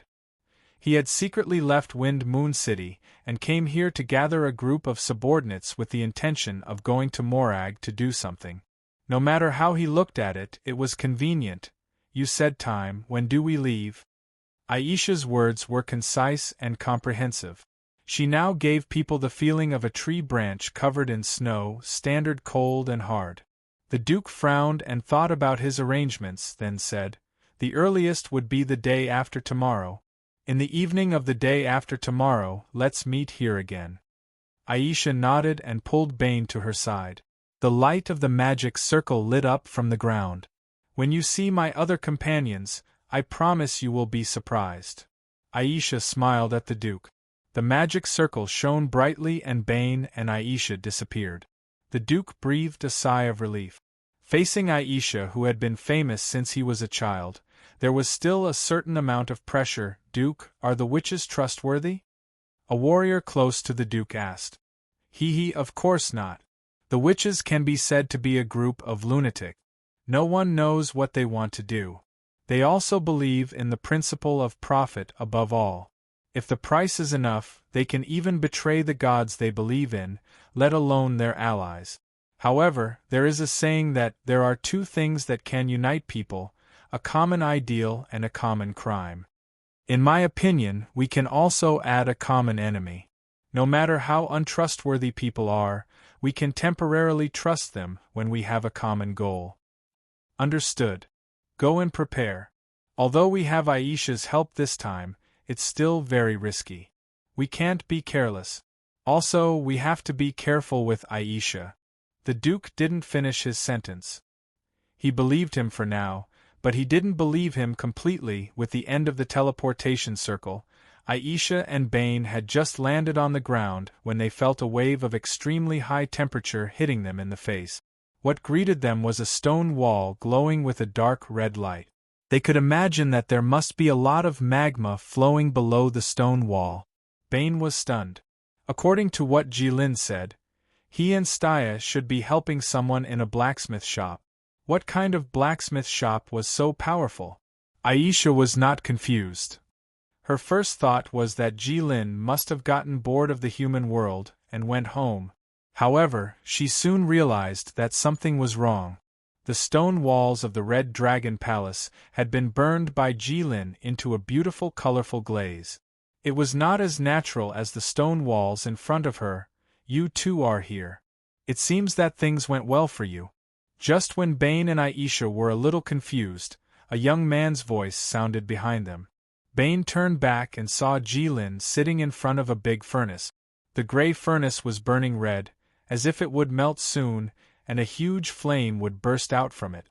Behind Jilin were countless huge machines, running on the red volcanic rock. The sound of the machines was deafening. Countless dwarves were shuttling between the machines and working. He could also clearly see that Staya was talking to a few dwarves. She was too conspicuous in a group of dwarves. Stee sensed his gaze, turned her head, and waved at him with a smile. It was a huge underground cavern. Lava was flowing freely at the bottom of the cavern. The dwarves were building machines and towns on the volcanic rock. The whole space was filled with fire and iron. It's spectacular, isn't it? This is the capital of the dwarves, Svartal. I was shocked when I first came here. I always thought that only humans were good at building, but after seeing this underground city, I feel that the dwarves' building ability is not inferior to humans at all, Jilin said. Bane was so shocked that he could not speak. Where is this? Aisha asked. Although she had traveled the continent for many years, she had never been to a dwarven city. You don't know where this is. How did you teleport here? Jilin asked.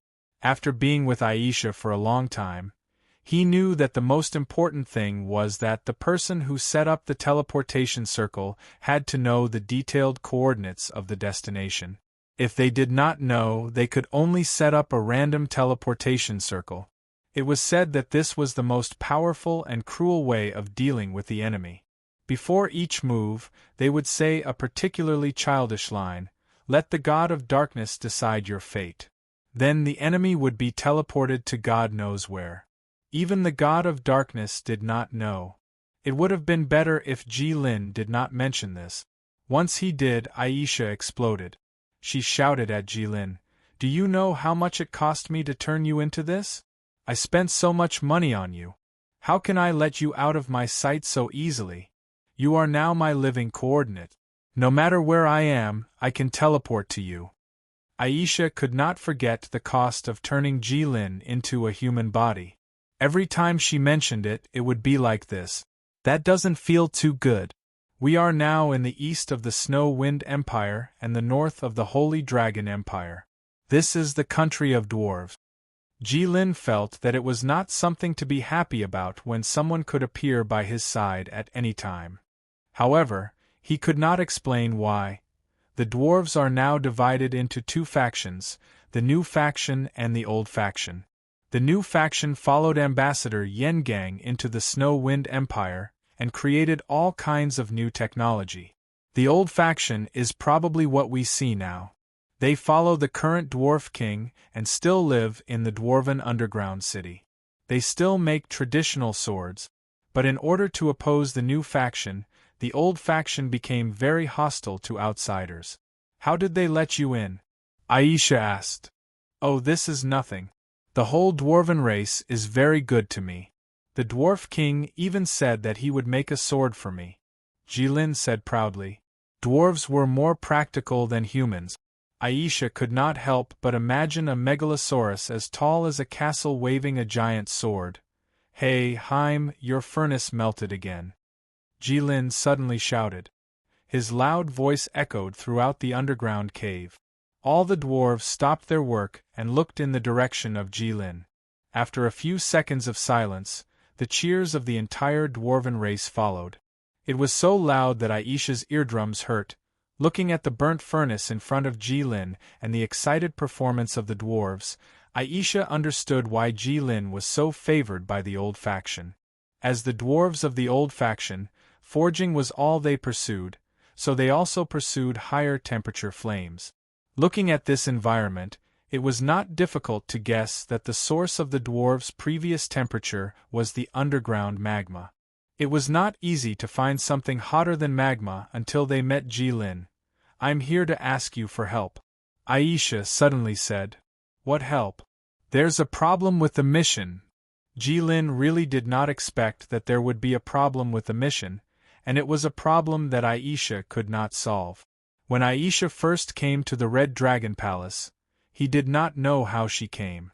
She came and went like a ghost, and she also brought a professional human thief, who was not stupid.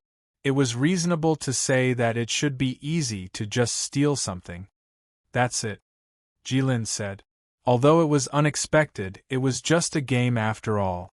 There was no need to take it to heart. He was now more interested in the weapon that the dwarf king said he would make for him. He had not used a human weapon yet. Bane turned his head and looked at Jilin. He did not expect this person to have the demeanor of a strong person, no. Aisha was unusually firm. "That's not necessary." Jilin was surprised. "We were cheated by our employer. This hatred must be avenged." Aisha was very reserved. She did not directly say that they were cheated. Jilin was speechless. He did not know what happened, but from Aisha's words, it seemed like she wanted to bring him to find a human to get back at him. This matter really didn't have much of an impact. "Do you know about the era of gods?" Aisha could see that Jilin did not want to take this trip. For a dragon, it was really not worth it to go all the way to find a human that they had never seen before. She could only think of a way to pique his interest. "Era of gods? I've never heard of it, but I've heard of gods from my father. They are very powerful things. The powerful ones are comparable to my clan. They are not considered living creatures, so killing them is a bit troublesome." "What's wrong? What kind of education did the dragons have since they were young? What was easy to kill and what was difficult to kill?" Aisha thought in her heart. "The place we are going to is related to gods. It is a city left behind from the era of gods, Morag." Aisha said. "What? Morag?" Before Crimson Lynn could say anything, A low and deep voice suddenly sounded. Aisha looked towards the direction of the voice. A dwarf in luxurious clothes walked over with Staya and another dwarf behind him. Chapter 27. Let me introduce you. This is the Dwarf King Bronzebeard. This is our mission's client, Mangshan. This is the legendary witch Aisha, who has been famous on the continent for a long time. That young man is called Bane. They are all our companions. Staya briefly introduced the two parties. A few days ago, Staya would have thought that this was very rude to the Dwarf King, but then Staya realized that the dwarves were all straightforward people. Where's Heim? Why didn't he come? He used to be very happy when I burned down a furnace. Jilin saw Mangshan and couldn't help but ask. He didn't care about the Dwarf King, who obviously wanted to speak. First of all, he's already a bit numb to your constant burning of furnaces, and second, I've told you many times, his name is Dumb. Because you called his name wrongly again, Dumb got angry, so he only asked me to come and check on the situation. It's still so horrible, but it's exciting. Mangshan couldn't hide his happiness. Welcome, human and witch.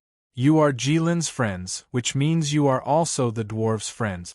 In the territory of the dwarves, you can go anywhere you want. The Dwarf King finally interrupted. Thank you for your hospitality, Bane and Aisha said together. I think I heard you mention Morag just now? The Dwarf King said. Yes, I'm trying to convince Jilin to go to Morag with me to settle a grudge. Aisha clenched her teeth and said angrily. What the hell is going on? Jilin finally asked. It was rare to see Aisha like this. She always had a smile on her face. She rarely showed her true emotions. Except when she was fighting with Staya. It's nothing, Staya told me before. It's impossible not to wet your shoes when you walk by the river. Revenge is a dish best served cold. After hearing Aisha's description of the incident, Jilin scratched his head and didn't know what to say. He glanced at Staya and suddenly remembered to comfort Aisha. What are you talking about? You should say, let's go and take revenge. Aisha was speechless by Jilin's words. She glared at Staya. I don't think you've suffered any losses. Why not let him go? To Jilin, this was like having a friend who had been bitten by a mosquito. Then, he ran over and said, Let's go, I can find that mosquito. You can take revenge with me. What can you do now? He could only persuade him nicely, hoping that his friend would calm down and at least stop bothering him. He couldn't possibly follow him to catch mosquitoes, could he?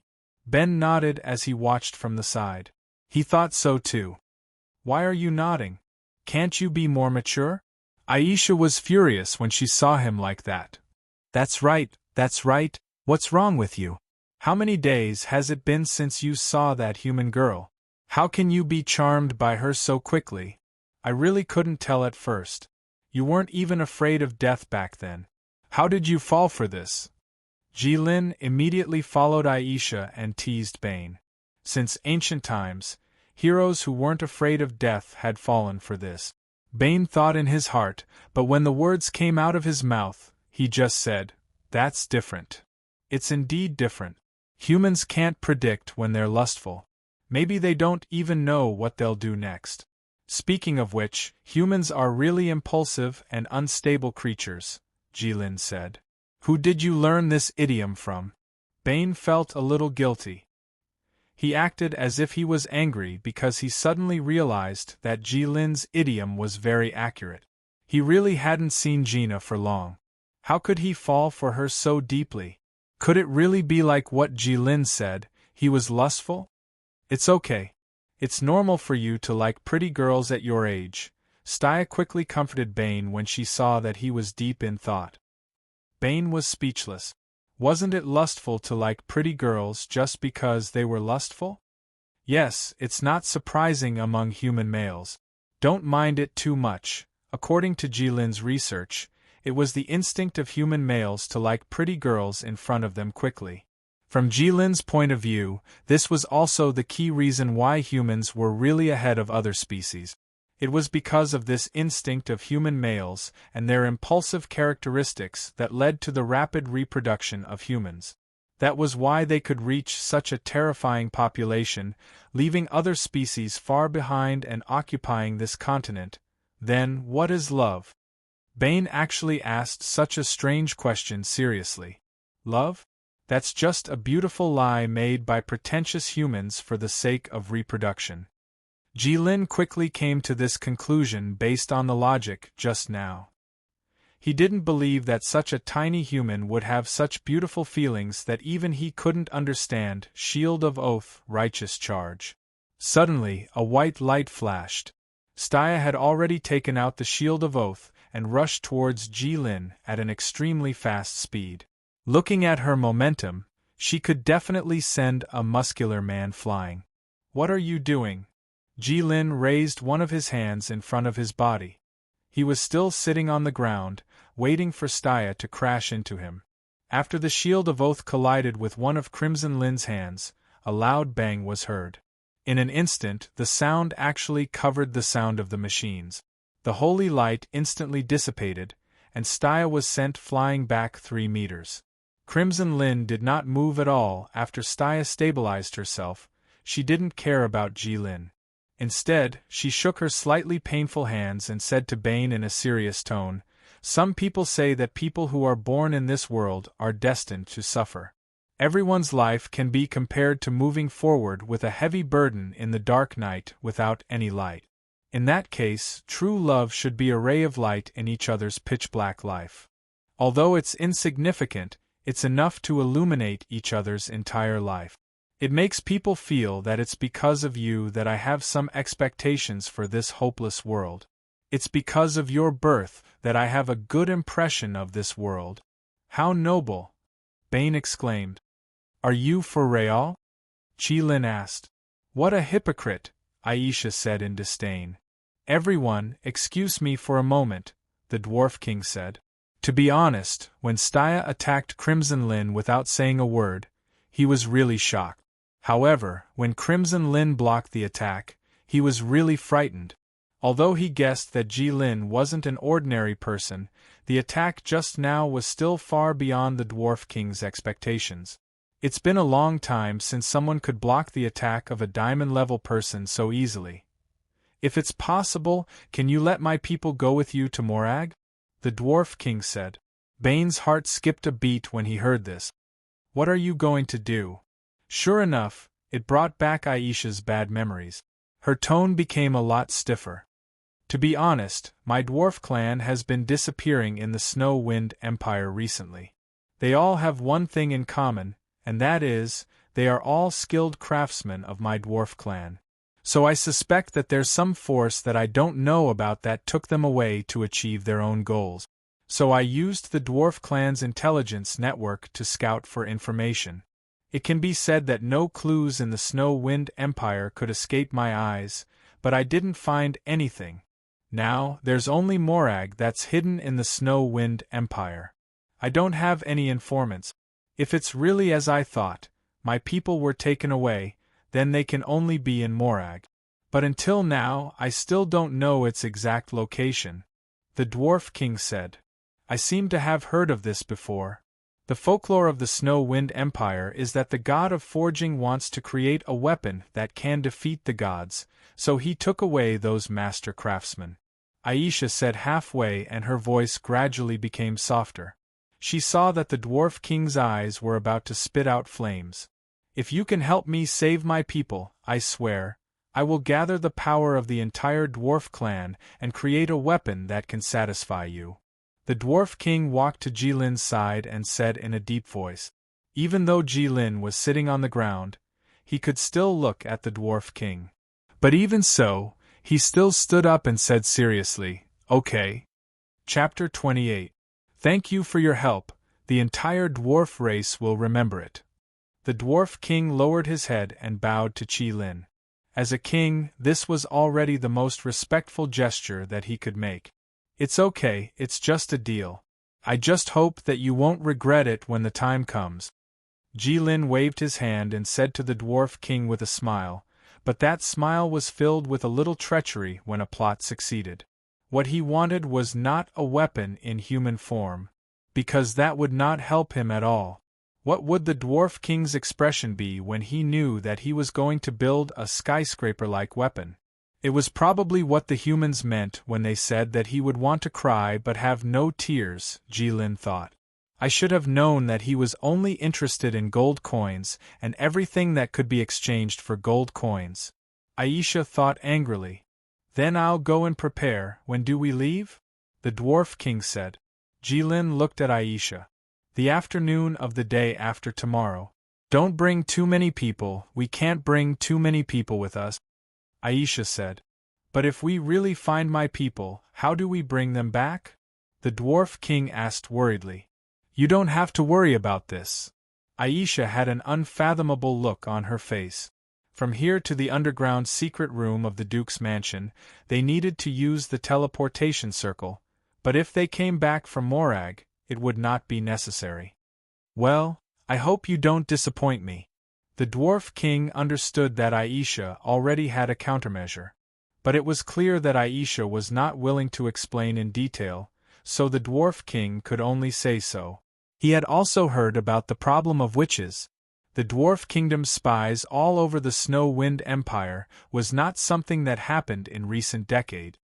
Then, I'll see you in the afternoon of the day after tomorrow. The Dwarf King said this sentence and turned around to leave. What are you going to do? Find the client and kill him directly? Jilin asked Aisha. If it was said that it wasn't worth it to travel such a long distance before, now it had become a matter of taking advantage of the situation and lifting one's hand. Of course, Jilin didn't mind helping the Dwarf King save his people while helping Aisha kill some creatures. Aisha still had that much face. After all, they had been together for such a long time. Aisha had already achieved her goal, but for some reason she was still angry. I don't think it's a good idea to kill her directly. Perhaps she has her own difficulties.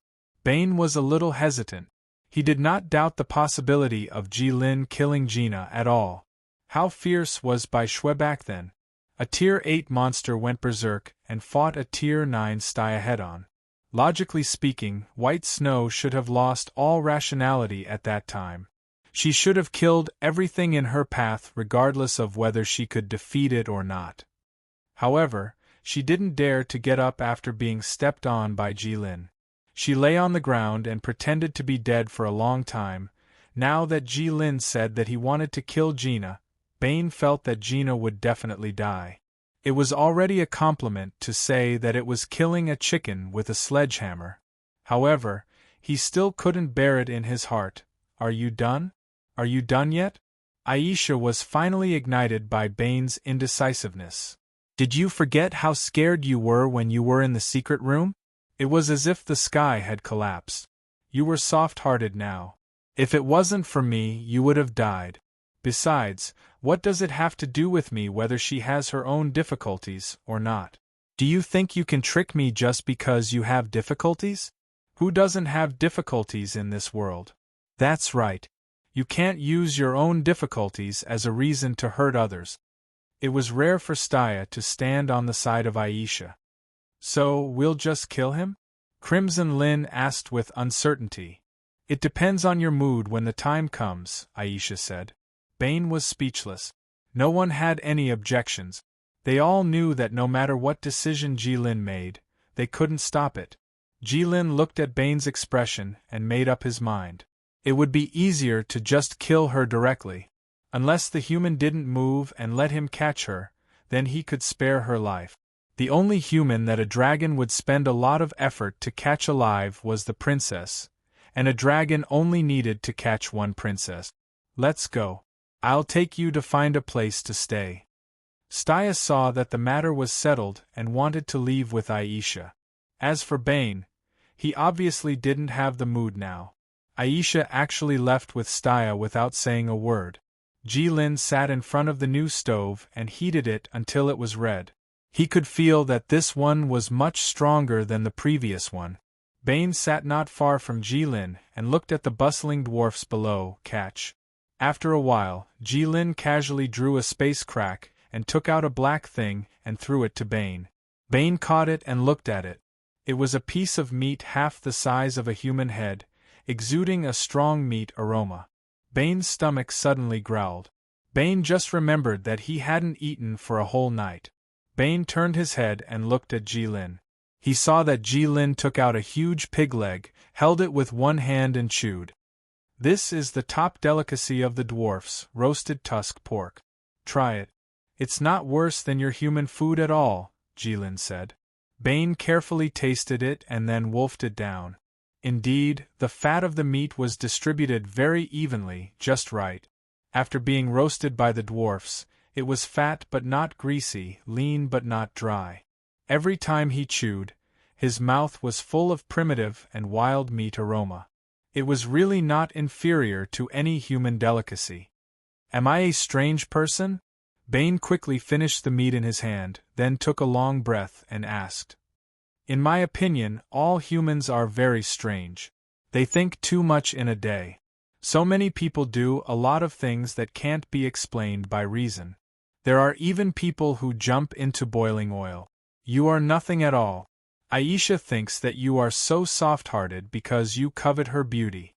That's because she was temporarily blinded by anger and made such a judgment.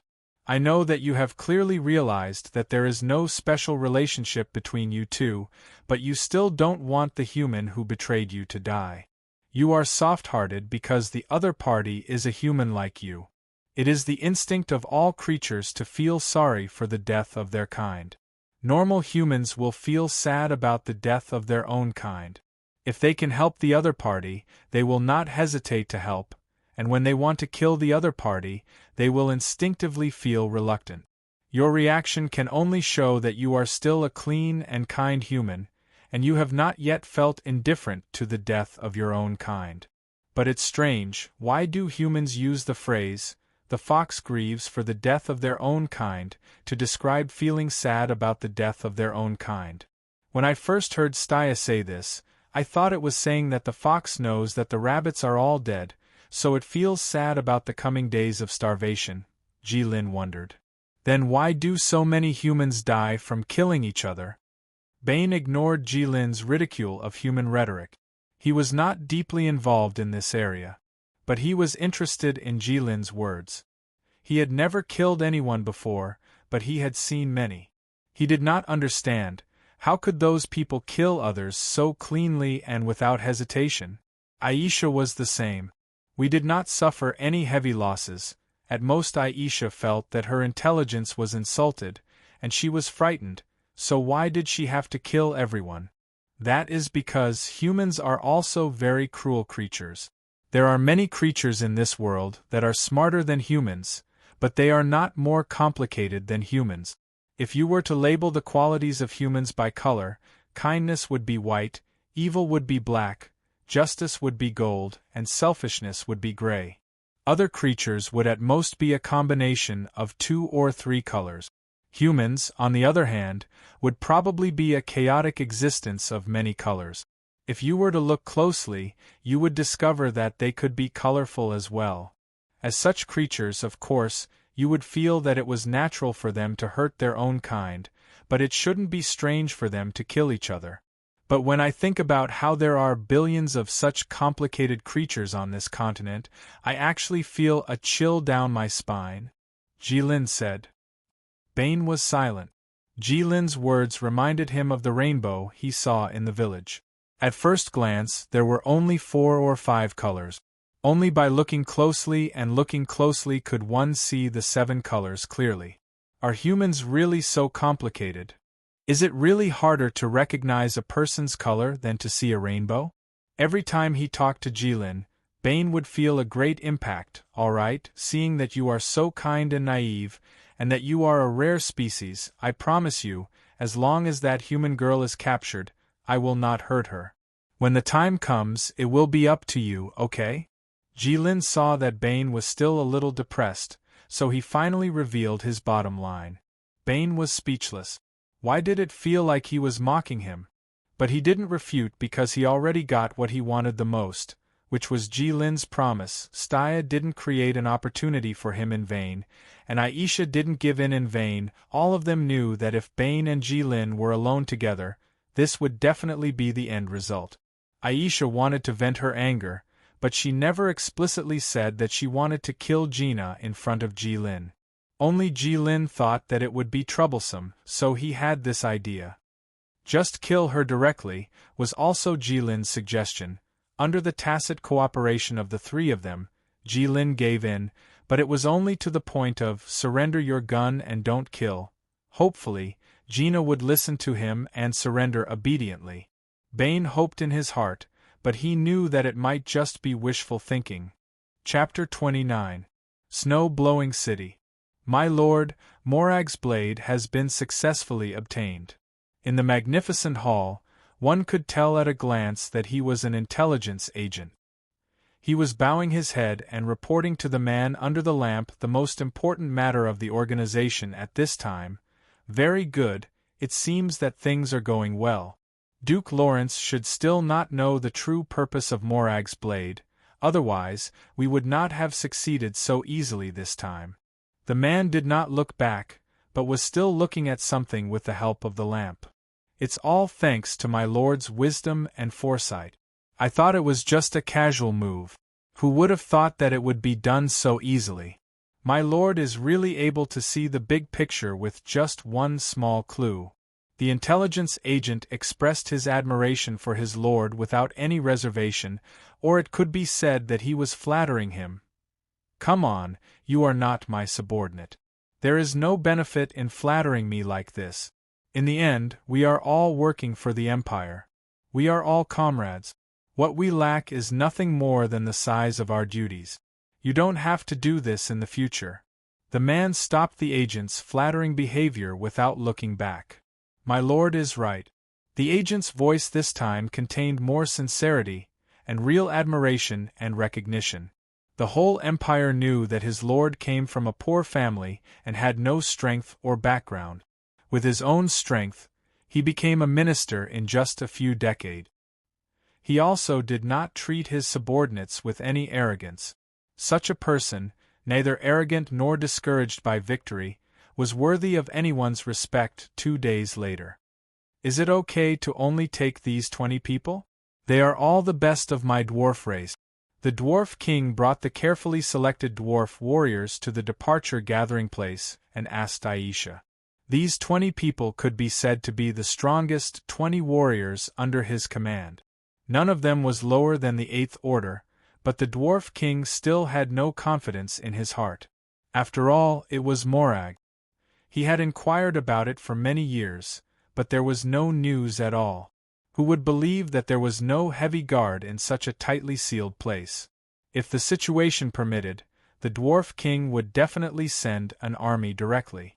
Under the dwarf king's expectant gaze, Aisha cruelly shook her head. No, this array can only transport 10 people. That is to say, including you, you can only take 5 people at most. It wasn't that Aisha couldn't arrange a bigger teleportation array, but Aisha didn't think it was necessary. If Jilin made a move, even these Tier 9 powerhouses, could only watch from the side, completely unable to get involved. What were so many people going to watch the show for? It's not like I can take your money. The dwarf king felt that he was sending his brave warriors to their deaths. If things go south, it's more important to stay alive. As long as we know Morag's exact location, it'll be fine. We can figure it out later. The dwarf king turned around and instructed his warriors. He did not care that Aisha was right beside him. Don't worry, I guarantee that none of them will be missing, Jilin said. In Jilin's eyes, these dwarves were important creatures that would be used to make weapons for him. He cherished them very much. According to human words, they are all talents. The dwarf king was slightly relieved. He had already taken into account Jilin's unfathomable strength into account by letting these 6 warriors go. It seemed to be a good idea. Otherwise, which king would sacrifice the lives of his soldiers for nothing? Aren't you coming along? Jilin asked the dwarf king. In his opinion, the Dwarf King's strength was not weaker than Stia's. At least he could protect himself. I also want to rescue my people personally, but as the Dwarf King, I can't just enter human territory. If I'm discovered, it'll be a serious diplomatic problem. The Dwarf King said. Oh. Jilin didn't really understand. Political issues were a domain that he still couldn't understand.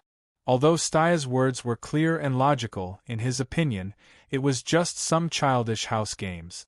However, the humans were quite enthusiastic about it, and even forced other races to play with them. Just wait, I'll definitely bring your people back. When that time comes, you must give me a great sword, Jilin said as he walked into the magic array. It's a promise. The Dwarf King bowed his head and didn't get up for a long time. When he looked up again, there was no one there. In the secret chamber of the Duke's mansion, rows of warriors were quietly standing in formation. The entire space was filled with a murderous atmosphere. The air pressure was so heavy that people couldn't breathe smoothly. The elite warriors were just standing there, but people could feel the murderous aura coming from them. Duke Lawrence was sitting on the only chair in the room. The teleportation array was activated, and 10 people appeared out of thin air. As expected of Lady Aisha, using teleportation magic so skillfully and extravagantly. Even in the heyday of the witches, I don't think there's a second person who could do it. The Duke stood up and walked in front of Aisha. That's not necessarily true, Aisha said lightly. Your companions are truly a surprise for me. A dwarf, a human teenager, and a woman who doesn't want to reveal her true identity. The Duke looked at the companions that Aisha was so proud of. To be honest, the dwarves did surprise him, because they would definitely come in handy. He also didn't expect Aisha to be related to the dwarf. He always thought that Aisha was hostile to the dwarf. However, the other 2 humans were unfathomable.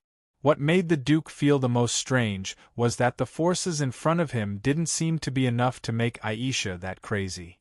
At this time, Stia's face was covered with a delicate mask that the dwarves made for her. As the princess of the Saimai Empire, her face would definitely be known by the other nobles of the empire.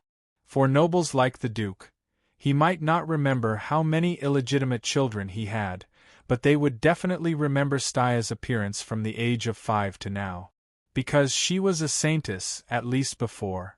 And Stia's identity was obviously not suitable to be exposed now. Madam Aisha, let's be frank.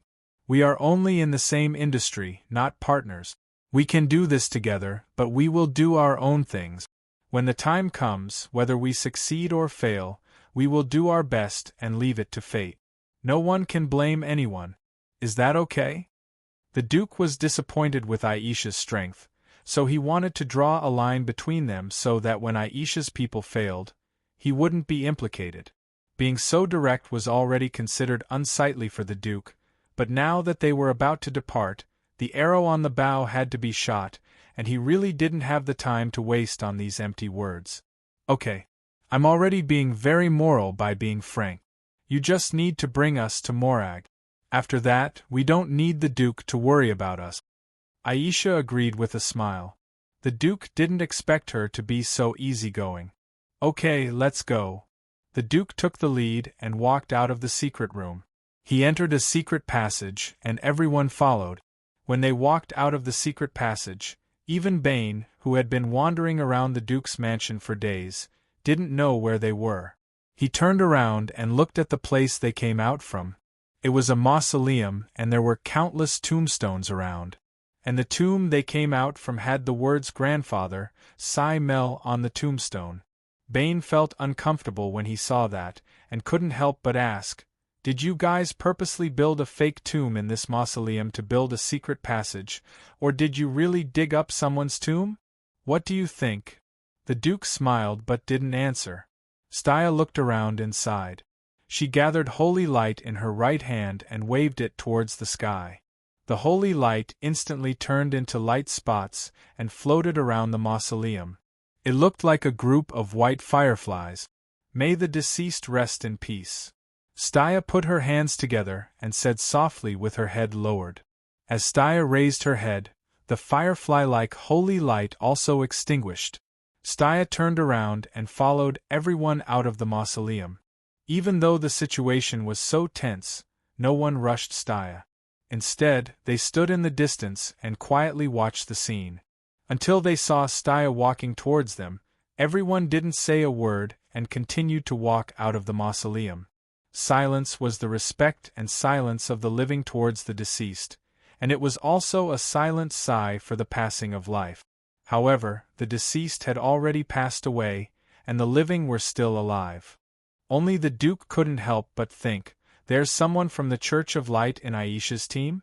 If Aisha was only hostile towards the dwarves because they had replaced the position of the witches, then Aisha would definitely not give up on the Church of Light. The Duke had heard that Aisha wasn't just wandering around like a lonely ghost all these years, she had a big plan that no one knew about. The thought of revenge against the Church of Light had never faded from this legendary witch's mind. How could there be someone from the Church of Light in her team? Unless this team didn't belong to her. Then who could make the witches and the people from the Church of Light live in peace? The Duke couldn't help but look at Jilin. An ordinary human youth's appearance was indeed very deceiving. Because at this age, no matter how strong they were, it was easy for people to let their guard down. Outside the mausoleum, there was a team of cars waiting for them at the exit. The cars had the symbol of the Merchant Association, and they were parked there quietly without any sound. It was eerie in front of the mausoleum. As everyone entered the car, the team started to move slowly in the night. They were moving towards the mysterious city. Morag. Chapter 30. In the vast expanse of white snow, a group of 7 to 8 carriages was silently advancing. The group was very big, but the sound it made was strangely very small. It was completely covered by the wind of the Snow Wind Empire. A normal carriage would never be like this. There was only one possibility to achieve this effect, and that was that every carriage had a magic array attached to it. The Duke could be said to have made full preparations for this operation. "Don't we need to leave someone outside to keep watch?" In one of the carriages, Bane asked his companion. Sitting in an unfamiliar car and moving forward without knowing the destination, it was indeed something that made one feel uneasy. Bane occasionally looked out of the window, trying to determine the position of his party, but not long after, he gave up.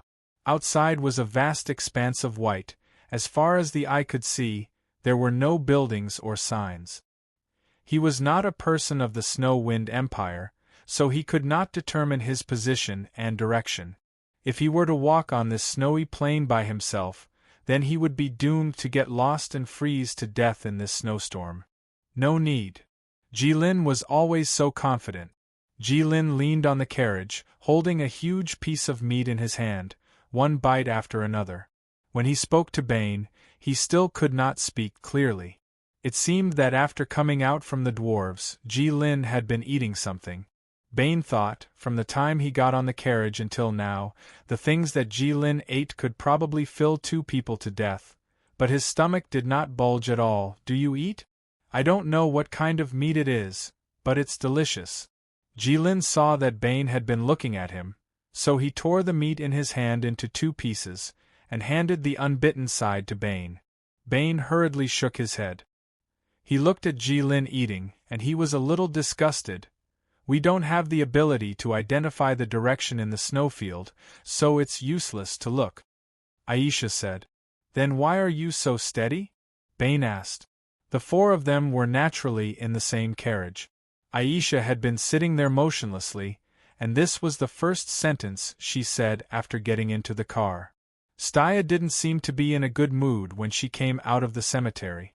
She probably felt bad for disturbing the rest of the deceased, so she kept mumbling something after she got into the car. Bane couldn't hear it clearly. Jilin, on the other hand, was very normal. He kept eating as if no one was around.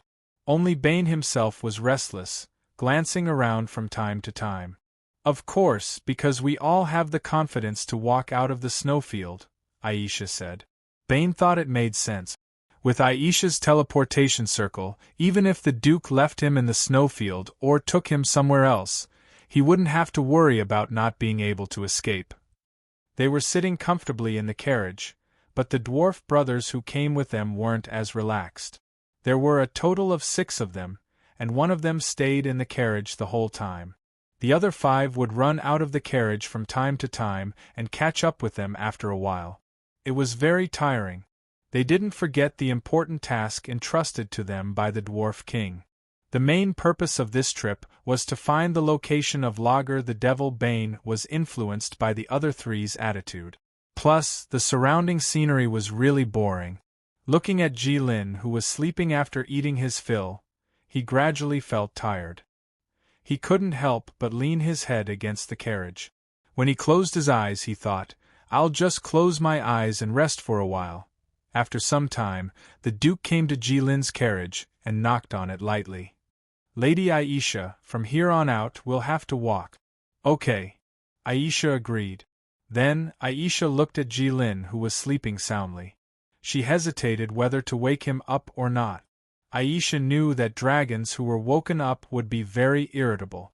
She knew this very well. Aisha looked at Staya, and Staya silently turned her head away. Aisha, who was in a dilemma, suddenly realized something even more terrifying. Ever since she met Jilin and turned him into a human, she had never seen Jilin sleeping. The dragon race seemed to be a sleepy race in human legends. It was normal for them to sleep for a few years, and quite a few of them could sleep for decades. And those who disturbed the Megalosaurus's sleep, except for the one who killed the dragon, didn't seem to have a good ending. Aisha thought to herself that it was hopeless to wait for Jilin to wake up naturally. At the same time, she made up her mind to wake Bane up. Bane, who accidentally fell asleep, felt someone shaking him. He opened his eyes and saw that it was Aisha. He couldn't help but feel a little strange. In Bane's mind, Staya was more suitable to wake him up. "I accidentally fell asleep? How long have I been asleep?" Bane rubbed his eyes and asked in a muffled voice. "Get up, lower your voice, and get off the car." Aisha lowered her voice. "Oh, okay." Bane thought something unexpected happened, so he didn't say anything. "Master Aisha." The Duke knocked on the car again. This time, his voice was louder than before. "What are you knocking for? Do you want to die?" Aisha got off the car first and yelled at the Duke. The Duke's knock just now was like a knock on Aisha's heart. She was really scared. Aisha knew that the car's soundproofing was good. "Tell your people to stay away," Aisha said to the Duke. At the same time, she put a magic crystal in the car. The Duke swallowed his saliva. If he wasn't wrong, Aisha put an extremely powerful magic crystal in the car. As for what kind of magic was engraved in it, he would only know when the magic exploded. Bane got off the car and saw that Aisha and the Duke were both there. It seemed like nothing had happened. He asked, "What are you all doing here? Aren't you going to wake Jilin up?" When he got off the car, Jilin was still sleeping soundly. "Isn't that a bit too much?" Staya noticed Aisha's magic crystal as soon as she got off the car. "It's too light. I'm afraid that he won't feel it," Aisha said. Bane seemed to understand. Staya didn't say anything else. She remembered the scene when the royal magicians cast magic on Jilin. They were all top-level magicians who could cast level 7 or 8 magic instantly. Everyone was lying down behind a small hill about 1,000 meters away from the carriage. According to Staya, it was the most reliable shelter in the area. From everyone's point of view, the carriage was just a small black dot in the white sky. They didn't know why they were lying down, but the Duke kept telling them to lie down and not show their heads. The Duke looked at Aisha and felt goosebumps on his back. At that moment, the Duke had the illusion that the wind and snow had become warmer. Witches were indeed lunatic. They actually wanted to kill their companions in front of so many people without any hesitation. "Be careful," Aisha suddenly said. A huge magic circle rose from under the carriage and kept expanding until it covered the sky 200 meters above the carriage. An endless amount of elemental energy gathered around the carriage in a visible form. Blue water elements, white light elements, yellow earth elements. It was the fusion of elements that only witches could cast. The Duke was shocked. It was common knowledge in the continent that any magician could only control one element. But witches were different because they didn't directly control the elements. Instead, they drew magic circles and used the magic circles to gather the elements. That was why they could use all 6 basic elements. This fusion of elements was the ultimate explosive attack magic of witches. Summoning the 6 elements and causing them to collide violently within a certain range would result in a strong explosion. It was said that everything in the explosion range would be destroyed, and nothing would be spared. She was so cruel to use such a deadly method. She wanted to turn everyone into ashes without leaving a corpse behind. Or was she trying to kill the chicken to warn the monkeys? What was she trying to warn me about? In this world of ice and snow, the Duke's forehead was covered in cold sweat. He thought that he was wrong to think that the young man was the leader of this team. But then again, how could someone like Aisha be under someone else's command? As a large amount of elements gathered, the fusion of elements finally exploded. There was no sound because the medium that transmitted the sound had been destroyed. Only a huge ball of light lit up. It was so bright that it looked like a colorful sun had fallen on the earth. It was so bright that people couldn't even open their eyes. The light kept changing, and it was colorful. The Duke knew that every change in color was a violent explosion of elemental energy. He didn't believe that anything could survive such an attack. Isn't this too much? Stia was shocked. She thought it was just a normal level 9 spell. She didn't expect it to be this. Bane was so shocked that his brain was in a mess. What was going on? Why did she use such a deadly method? He didn't see any conflicts between Aisha and Jilin. Although Bane was shocked by the scene in front of him, he was surprisingly calm because he knew that Jilin would be fine. Although he couldn't believe it himself, the light of the fusion of elements finally weakened until it completely disappeared. Everyone looked up, but they couldn't see anything in the explosion range. It was like the inside and outside of the explosion range were 2 different worlds. There was no damage on the outside, and even the snow on the ground didn't melt at all.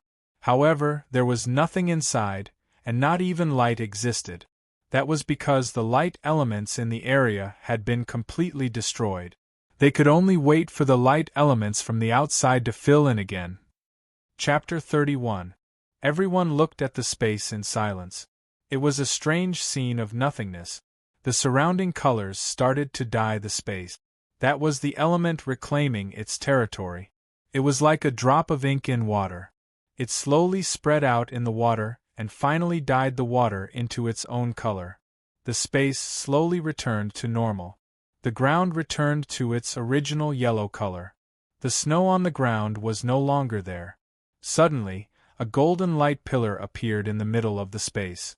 It was very eye-catching in the night. Everyone stared at it as if they had seen a ghost. The light pillar did not last for long. However, before everyone could breathe a sigh of relief, it lit up again. Then, it flashed twice. What was that? Is that the effect of the fusion of elements? The Duke asked Aisha. Aisha ignored him. She and Stia knew that it was Jilin's original gaze. Looking at the state of the light pillar, they even imagined that Jilin woke up and looked at the sky and blinked. As Jilin woke up, the dragon pressure that he released unconsciously turned into a real hurricane. It spread in all directions. When it hit the hill that Aisha and the others were hiding, it even made a loud noise. The temperature also increased significantly. Although Aisha and the others were more than 1,000 meters away from Jilin for safety reasons, the snow around them still melted quickly. They did not know how high the temperature around Jilin was. Look, luckily we are far away. Otherwise, would you be able to withstand it?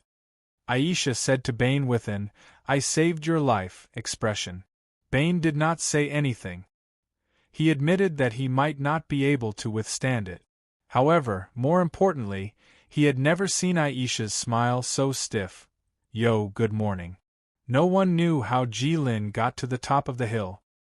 He lowered his head and looked at them. There was still a faint golden glow in his eyes. He smiled and greeted them. The moment Jilin spoke, everyone felt like they were hit in the heart. The Duke and his subordinates even subconsciously put their hands on their weapons. "Aisha, what are you doing?" Jilin stopped smiling and gritted his teeth. I'm just trying to wake you up. That magic is very troublesome. I don't want to." Aisha felt that her smile was a bit fake. Staya had already taken out her shield and stood in front of Bane.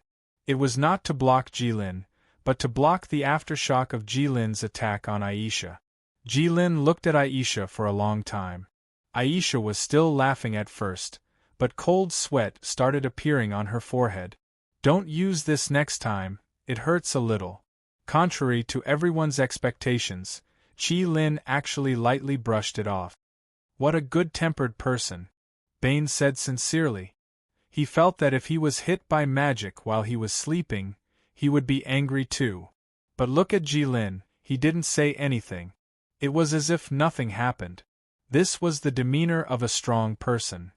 This was the temperament of a master. "Damn, is it just a little painful?" Aisha blurted out. "What do you mean?" Jilin asked. Nothing. Let's go." Aisha changed the topic. Let's go." The Duke was a bit stunned. What kind of monster was this young man? In order not to alert the enemy, the Duke had decided to walk when they were approaching. But after witnessing Jilin's strength, he was no longer worried about alerting the enemy. Instead, he was worried about whether it was right to bring Jilin into Morag with him. He just wanted to create some trouble to lower the status of the dwarves in the Empire. He didn't want to flatten Morag. After all, it was the foundation of the Empire.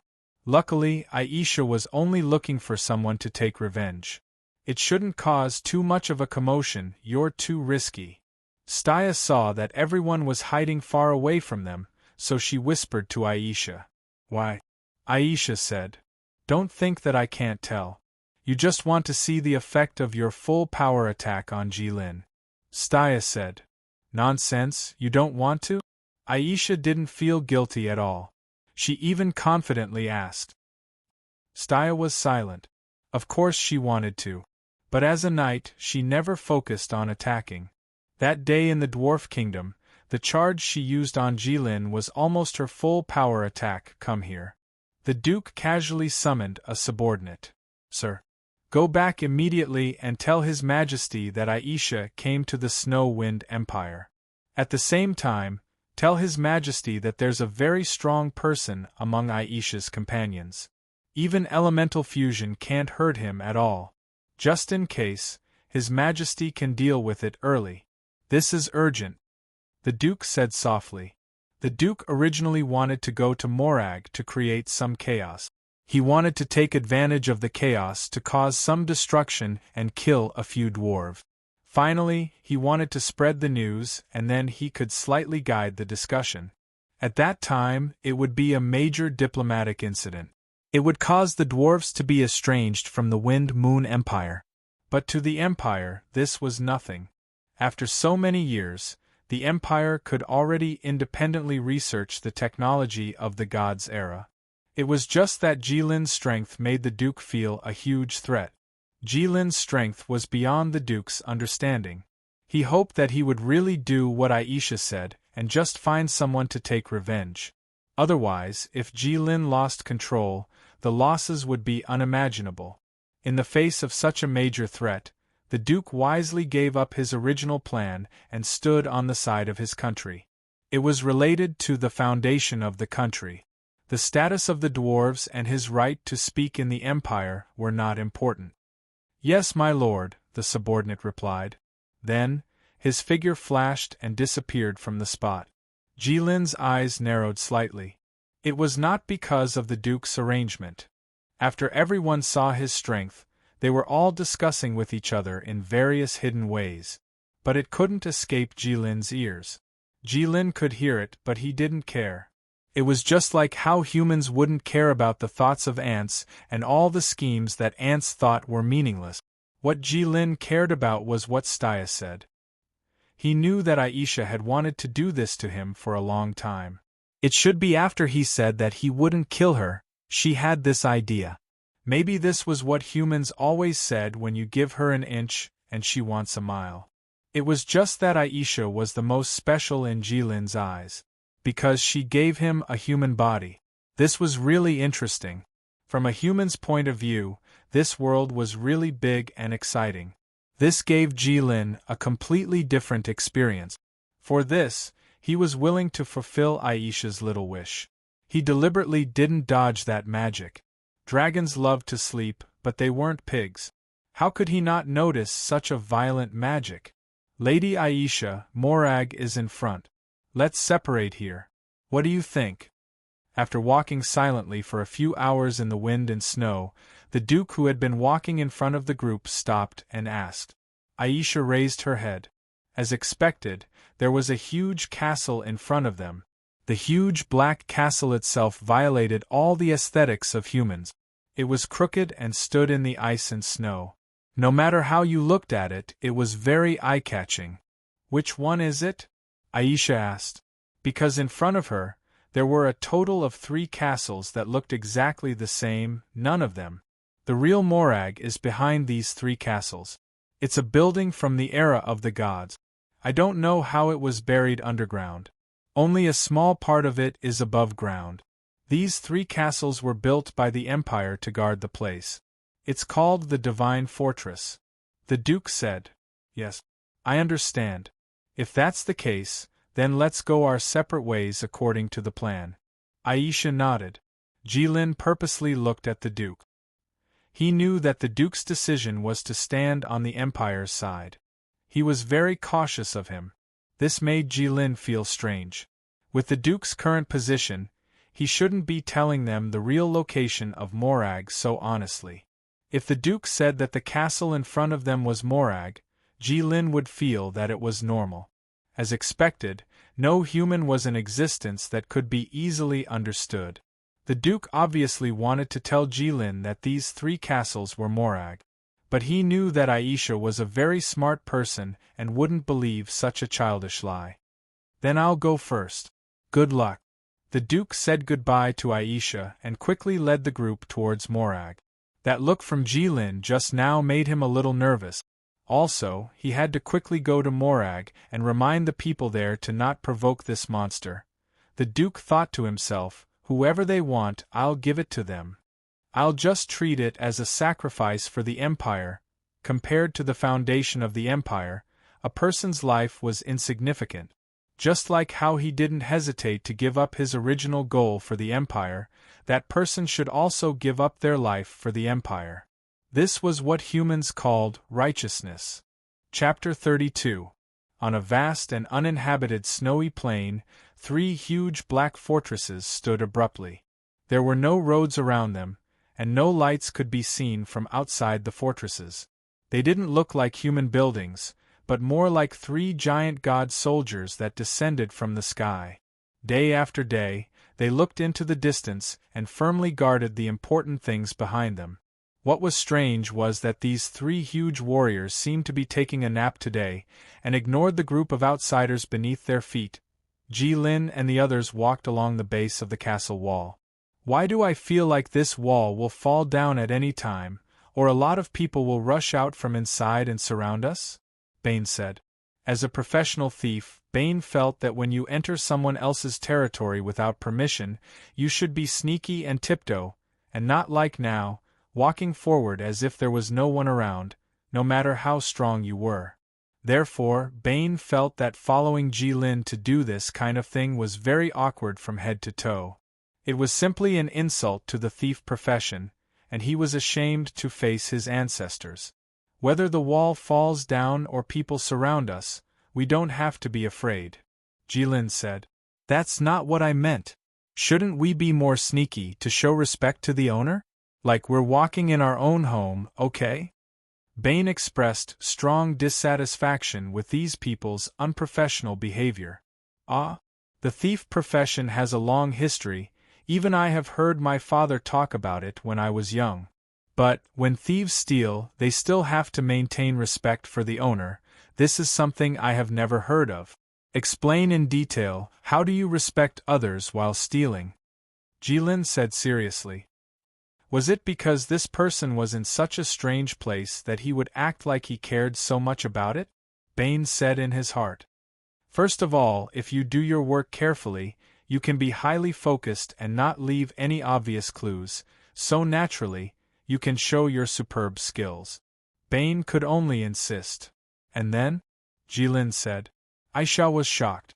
Jilin actually spoke to her. This was something that had never happened before.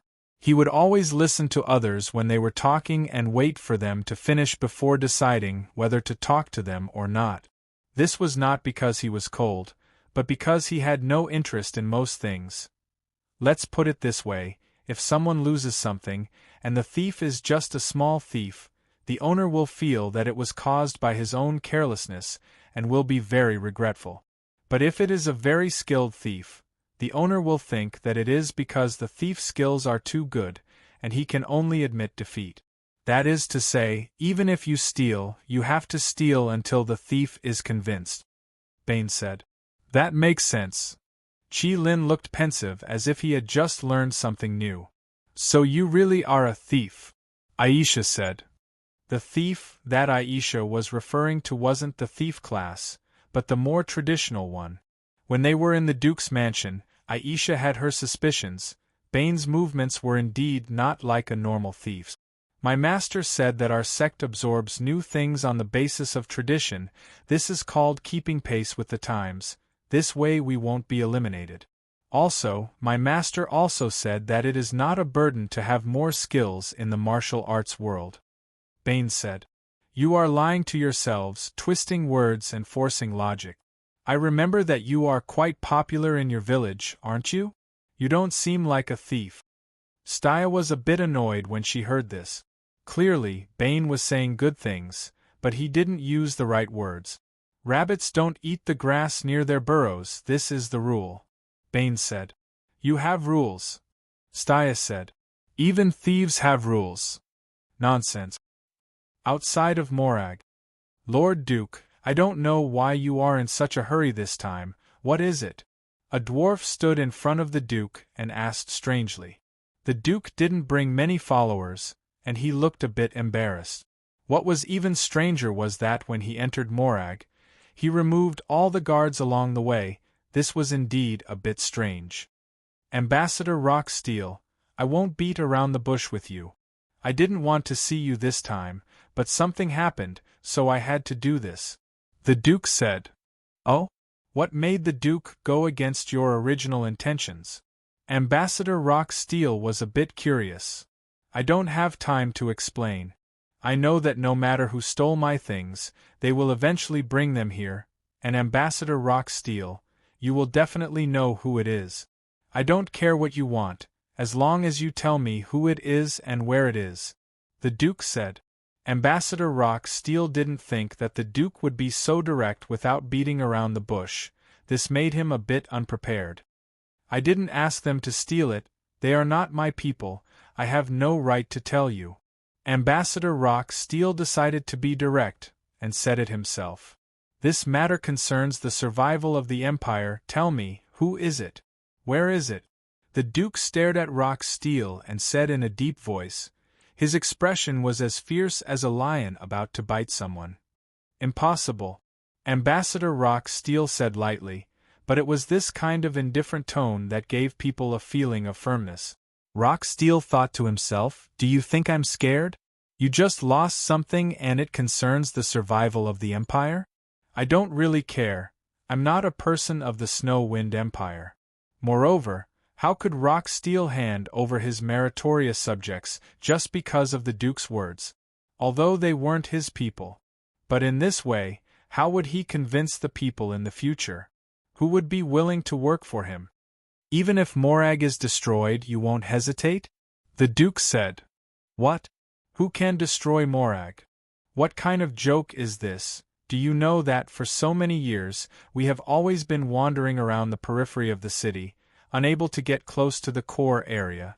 In order to get closer, I even tried to force my way through, but even inside, I couldn't damage it in the slightest by borrowing the Empire's strongest power. Now you are telling me that someone can destroy Morag? Do you think I will believe that? Rocksteel said. The person who stole my things sought the help of the legendary witch Aisha. Although she succeeded, in the process, she betrayed Aisha and her companions.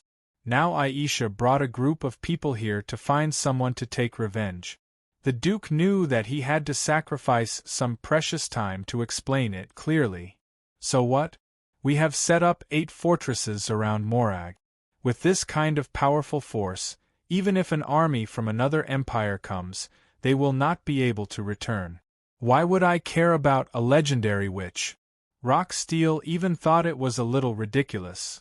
Aisha's team had a human youth. When he was sleeping, Aisha used elemental fusion to sneak attack him, but when he woke up, he was unharmed. The Duke said, "Fuck your mother, you are also a person, can't you have some face? How can you say this kind of lie?" Rocksteel directly cursed. Among the dwarves, even the intellectuals had a bad temper. The Duke didn't fly into a rage because of Rocksteel's rudeness, because he could understand Rocksteel's feelings. When Jilin stood on the hill above their heads, he also wanted to curse, but he didn't dare, so he just looked at Rocksteel seriously. "Is this true?" Rocksteel saw that the Duke didn't look like he was lying, and asked in disbelief. The Duke nodded. "The Snow Wind Empire also has a few legendary powerhouses, you say. Can they resist elemental fusion?" Rocksteel asked. "They have not tried," the Duke said. "Then what do you say? Do you want our people to die?" Rocksteel said. "No, you just said that they are not your people, and obviously they are not my people." The Duke said. "But they are still on our side," Rocksteel said. The Duke paused for a moment and said, "Actually, there is no need to talk about this nonsense, right? You and I have already reached a consensus. There is no one else here, so let's not waste any more time. Now, every second we waste, that monster is one step closer to your Morag." Rocksteel was silent.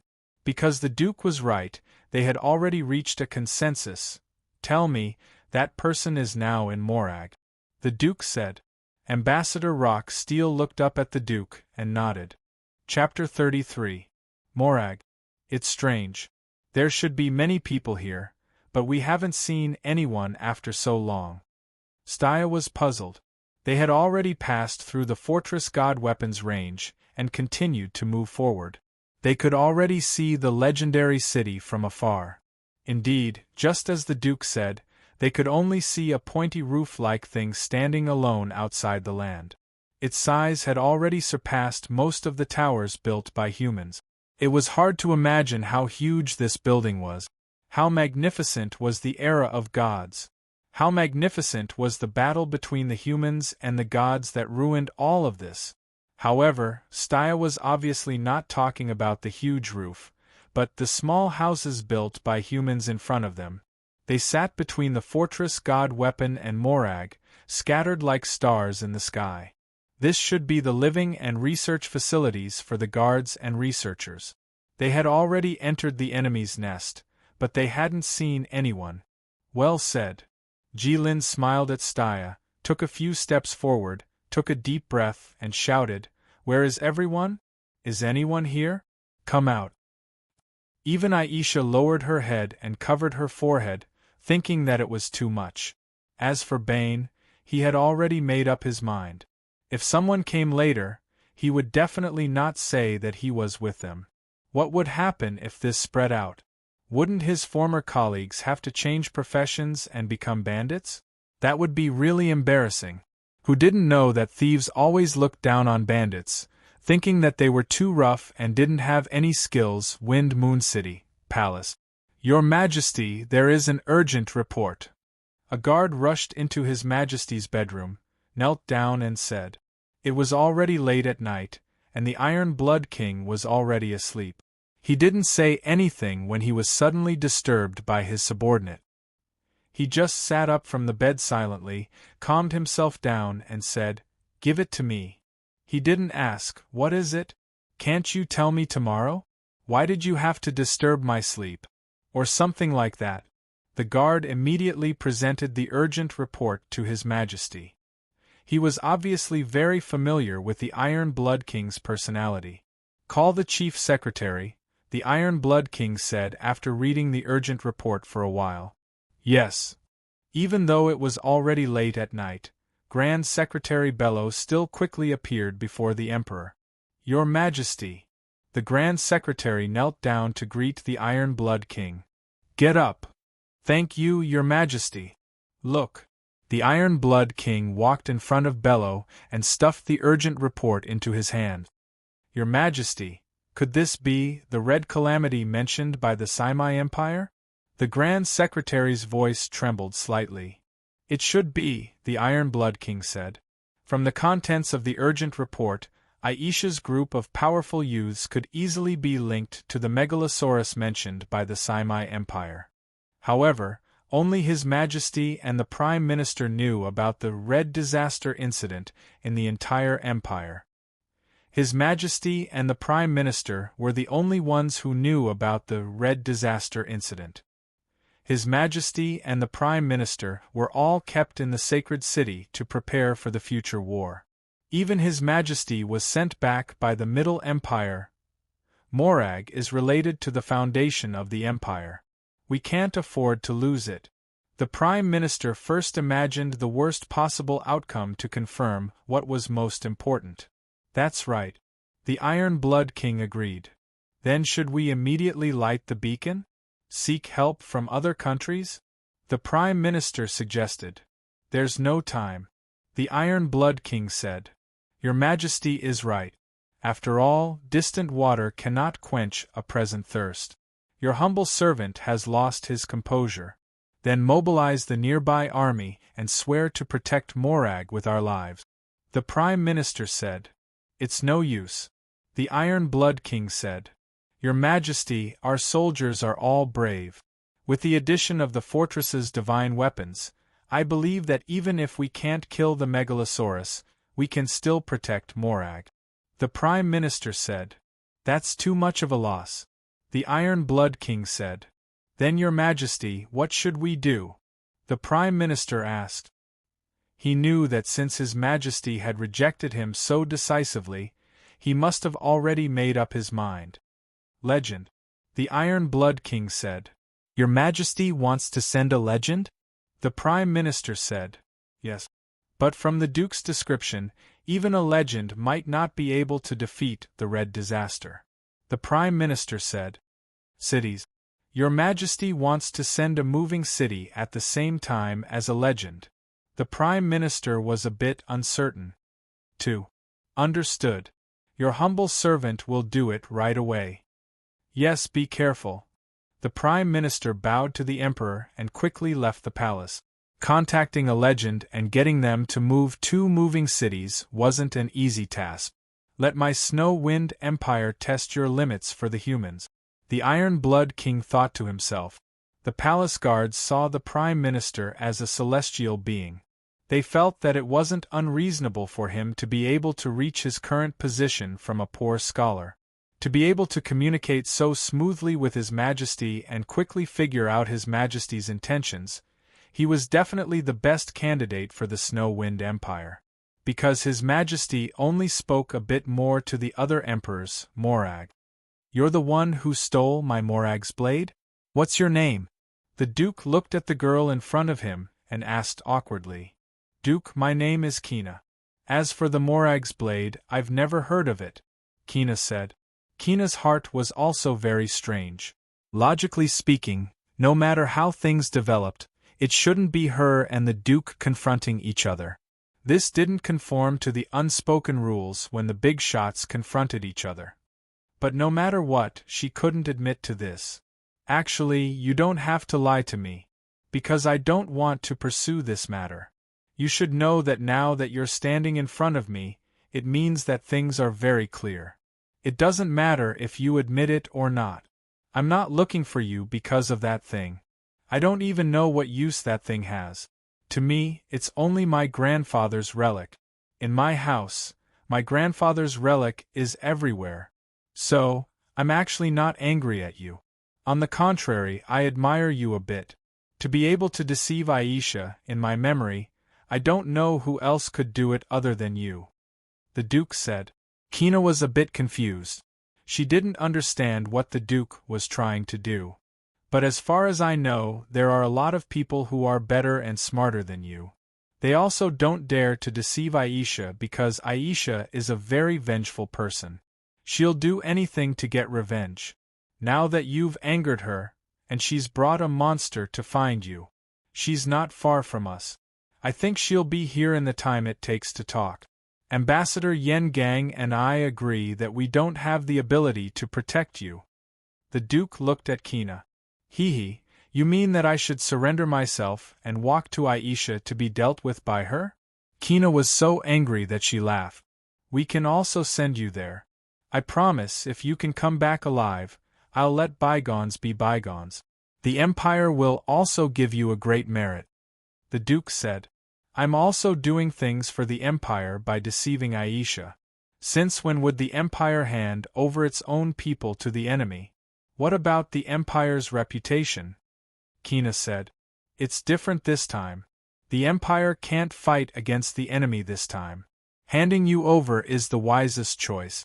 I believe you'll be willing to sacrifice for the Empire. The Duke said. If I'm willing, it's called sacrifice. If I'm forced, it's called murder. Kina said. The result will be the same. The Duke said. Is this what they mean by cook the hound after the rabbit has been caught, and put the bow away after the birds have flown away? Kina said hatefully. Whatever you say. The Duke said. Just then, a loud voice came from afar. Where's the person? Is anyone there? Someone come out. There's no time. Come, tie her up. The Duke said hurriedly. Sir, there's a reason why I was chosen to carry out this kind of mission. It's not that easy to catch me. Kina obviously didn't have the intention to die for the Empire. She suddenly disappeared from where she was, and a shadow quickly flew into the distance. It was the move that she used to escape from Aisha's crystal bat. Then I'll also let you know that the Empire's Duke isn't something an ordinary person can do. After the Duke finished speaking, a violent aura spread out from his body. He was also a top expert. The Duke grabbed in the direction where Gina had disappeared. Gina was instantly pulled out of another space, as if she was being pulled by someone. She fell to the ground. How is that possible? Kina's face was full of disbelief. The Duke walked to Kina's side and pressed her shoulder to make sure she wouldn't run away. Then he said, You still have a choice. 1 is to be sent over by my people. 2 is to go by yourself. I suggest you choose the second option. That way you can at least be more dignified. The Duke suggested. All right. Ask Aisha to find me under the 6th fortress's god weapon. Kina was silent for a while and said, Okay, but don't try to play any tricks. The Duke also hoped that those people would stay away from Morag. At the same time, he didn't believe that Kina could escape from Jilin's eyes. So he agreed to Kina's request. I'll go check on them. You get ready too. The Duke said and walked out. He didn't want that monster to wait too long. Kina clenched her fist. She thought to herself, Since you're heartless, don't blame me for being unjust. Chapter 34. Ever since Jilin shouted those arrogant words, they had been standing in front of the house without moving. They were like the martial artists of the Middle Empire who stood in front of their enemy's house and didn't say much, waiting for the enemy to come out and die, full of murderous intent. They stood in the wind and snow, but they were more serious than the wind and snow.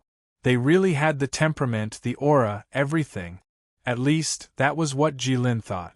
Aisha thought they were a bunch of stupid hunters waiting for the rabbit to run into a tree. Bane thought they were monkeys who had entered a tiger's den and were shouting loudly. However, the miraculous thing was that no matter if it was them or the dwarves, they all stood still and cooperated with Qi Lin to create a solemn atmosphere. Just when Aisha couldn't stand this stupid behavior and was about to do something, the Duke appeared in front of them. "Lady Aisha, what are you all standing here for?" The Duke couldn't help but ask. Just now, when he walked over, the situation had really given him a fright. "What are you doing here?" Aisha asked. "I'm here to tell you that I've found the person you're looking for," the Duke said. "Haha, that's rare. We didn't trouble the Duke, did we? How can the Duke be so kind?" "That makes us feel a little bad," Aisha said. "Haha, Lady Aisha, what are you talking about? The Lawrence family and you have been friends for a long time. This is a small matter, not worth mentioning, not worth mentioning," the Duke said to Aisha in his mind as he said the standard words to her. "If it wasn't for the fact that I'm afraid you'll run around in this city, and if you get hurt, it would be a great loss to the Empire. I can't bear the consequences. Otherwise, why would I be so worried and work so hard?" "Thank you very much. Where is he?" Aisha said. "Please come with me," the Duke said. "Humans are so troublesome and hypocritical. They talk so much nonsense," Jilin thought. Everyone followed the Duke for a while. Soon, they arrived at a fortress. There was a white figure standing on top of the fortress. It was like a light in the darkness. Just as Bane thought, it was Gina. "Lord Duke, Lady Aisha, you're here?" Gina was the first to speak. She was standing on top of the castle, so naturally, she had already noticed their arrival. The Duke didn't say anything. He didn't expect Gina to wait for them so obediently. "Long time no see.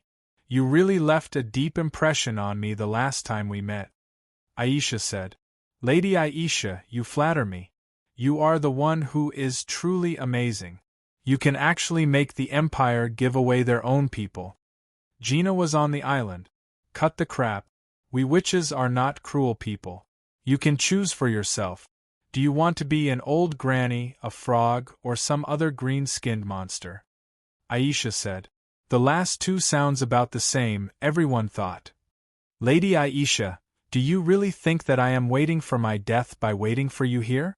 You underestimate me too much," Gina said. Bane looked at Kina and thought that Qi Lin was right. Humans were really complicated. They were as colorful as a rainbow. However, the reason why a rainbow was beautiful was because of its distinct colors. Humans, on the other hand, were a mess. He had seen the pitiful Gina before. He had seen the Gina who was constantly striving for self-improvement. However, the current Gina left a deep impression on him. She was so aggressive and showed off her abilities. "Give me 2 minutes," Bane said to Jilin. After seeing Jilin nod, Bane walked to the front of everyone. "What do you mean by 2 clocks?" Jilin saw Bane walking to the front. He turned around and asked Staya. "Humans' time unit. 1 minute is equivalent to 60 seconds. Staya said. "Ah." Jilin still didn't understand. "Do you know how to count?" "Just count to 120. Staya said helplessly. Jilin nodded to show that he understood. "Miss Gina," Bane greeted. "Bane, I'm sorry," Gina said. Jilin thought that the word sorry was really useful. It didn't have any practical meaning, but it could solve a lot of problems. The human who invented this word should be a very intelligent person. It could be said that he had solved a lot of human disputes. Bane shook his head and said, "No need, Miss Gina. I can understand you. After all, we serve different masters. I don't blame you. I just want to advise you not to resist. Surrender. This is your best choice. You won't have a chance. If there is another choice, no one will surrender. No matter who the enemy is, the Empire, the witches, or even fate," Gina said. "Gina, I know you are a gentle and kind girl. I knew it from the moment I saw you. I don't want to see you die. Come down." Bane shouted. "Maybe this is karma. Those who betray others will be betrayed by others in the end." I betrayed you and was betrayed by the Empire. I brought this upon myself. Since this is the case, you can't blame me." Gina didn't care about Bane anymore and said to the Duke, "What are you doing?" The Duke shouted. He suddenly had a bad feeling in his heart. Suddenly, the castle in front of them started to tremble like a human. If it was a human trembling, then there would be nothing to say. But if it was a huge monster trembling, then it was very scary. The ground around them started to shake, and a violent earthquake occurred. "Yengang, how can she activate the fortress god weapon?" The Duke shouted into the communicator. "I don't know. I said she is not one of my people. I didn't expect this girl to be valued by Bello so much that he even gave her the activation crystal of the fortress god weapon." Yengang said, "In this empire, if she was not one of his or the Duke's people, then she could only be one of Bello's people. Some things seemed complicated, but it was so simple. Is there anything you don't know in a radius of dozens of miles?" The Duke shouted. Ambassador Yengang had been stationed in Morag for so many years. With his prestige and skills, there was no one who disobeyed him, no matter if it was a dwarf or a human. It was reasonable to say that he should have already run this place like an iron bucket. It was polite to say that he was the local tyrant here. Every rock of the fortress god weapon began to move. It successfully broke the original unesthetic shape and became less like a castle. It was now more like a Rubik's cube that was constantly being moved. No one knew what it looked like. "Haha, it can't be stopped. Come and experience the power of the Empire's ultimate weapon." Gina shouted. "Stop it. It's useless," Bane said loudly. "You haven't seen the power of this weapon. I'm kindly reminding you, you should leave." Gina's words stopped abruptly because a golden-eyed young man suddenly appeared in front of her. His arm went through her chest. A large amount of blood gushed out from Gina's mouth. It flowed out from her nose and mouth, and fell on Jilin's arm in front of her. It finally flowed to the ground. The only place that didn't move in the entire castle was the place where Gina and Jilin were standing. "No, Jilin!" Bane's pupils suddenly shrunk as he shouted meaninglessly. Staya couldn't help but shout out in shock. Aisha just looked at it with a heavy expression. She actually expected this scene.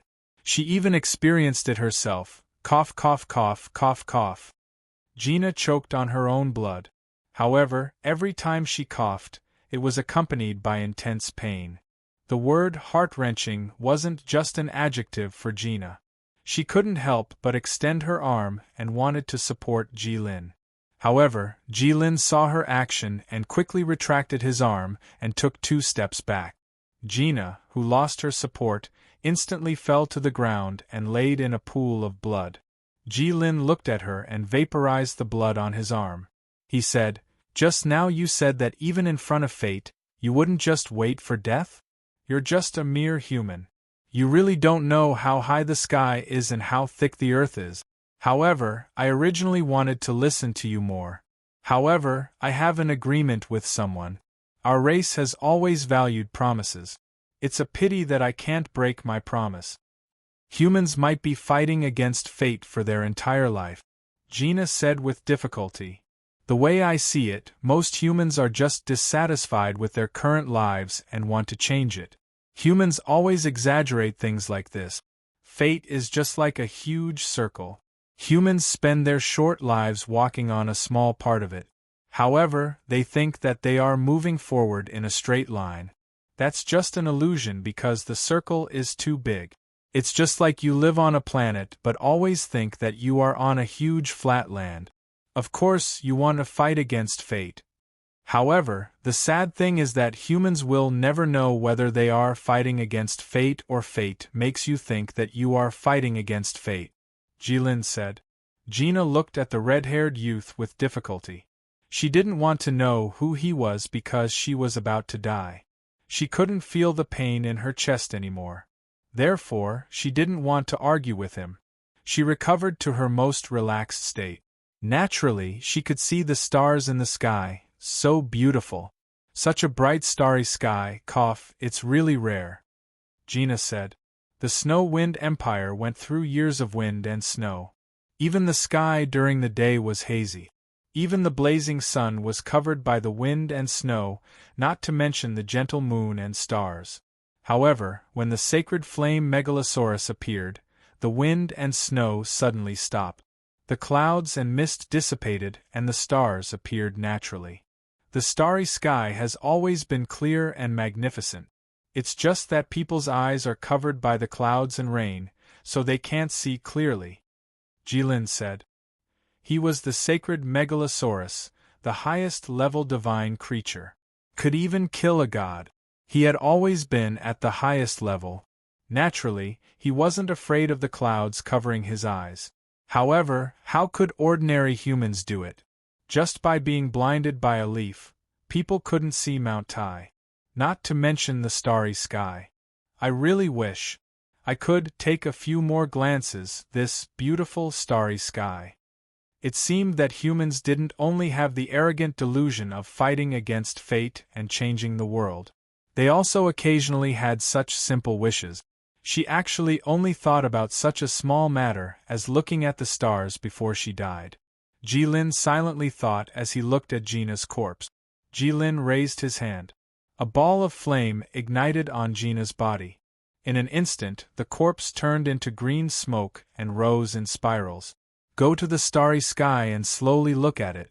I can still satisfy such a small matter as looking at the stars, Jilin said in his heart. Jilin jumped down from the top of the castle. Bane immediately rushed over with red eyes. This made Jilin think that he was related to Snow White. Why? Didn't you promise me that you would let me talk to her first? Bane asked frantically. Didn't you say that I would give you 2 minutes? Did I count wrongly? Jilin was also confused. Bane opened his mouth wide. He didn't react for a long time. Suddenly, 2 streams of tears flowed out from his red eyes.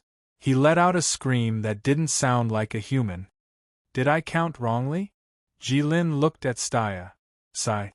That's not what I meant. In the future, if someone asks you to wait for 2 minutes, you can wait a little longer if you want. Staya shook her head lightly. The Fortress God Weapon's transformation is complete. Entering attack mode. Ambassador Yengang's voice came from inside the Fortress God Weapon. The Fortress God Weapon had just completed its transformation when Jilin was on the way back. It didn't look like a castle anymore. It looked more like the legendary frost giant. It stood on the ground and was covered with hard rock. It looked down at everyone. Its window-like eyes lit up with red lights. She's already dead. Why isn't this thing stopping? And why is it your voice? Duke asked. He was calm because he didn't expect Gina to survive. It was just that things were slightly out of control. Because I made this thing. Also, the Fortress God Weapon can only be stopped by taking the activation crystal to the control room. The activation crystal should be in the control room now. Yengang said. Duke looked at the rock giant and asked, How do we get in? I don't see any entrance. If it's a war, your so-called entrance will become a fatal weakness. How could I not consider this? When the God Weapon is in its battle form, all the entrances and exits will be hidden inside its body, Yengang said. He seemed very proud of his work. The Fortress God Weapon raised its hand at Jilin and the others. A strong light gathered in its hand. A beam of light shot out from its palm toward everyone. It was the signature work of the dwarves, the magic cannon. However, it was magnified a few hundred times. Be careful, Holy Wall. Staya released one of the few large-scale defensive skills. A thick wall made of holy light appeared in front of everyone. There was a huge world tree carved on it. After the attack, the holy wall became very transparent.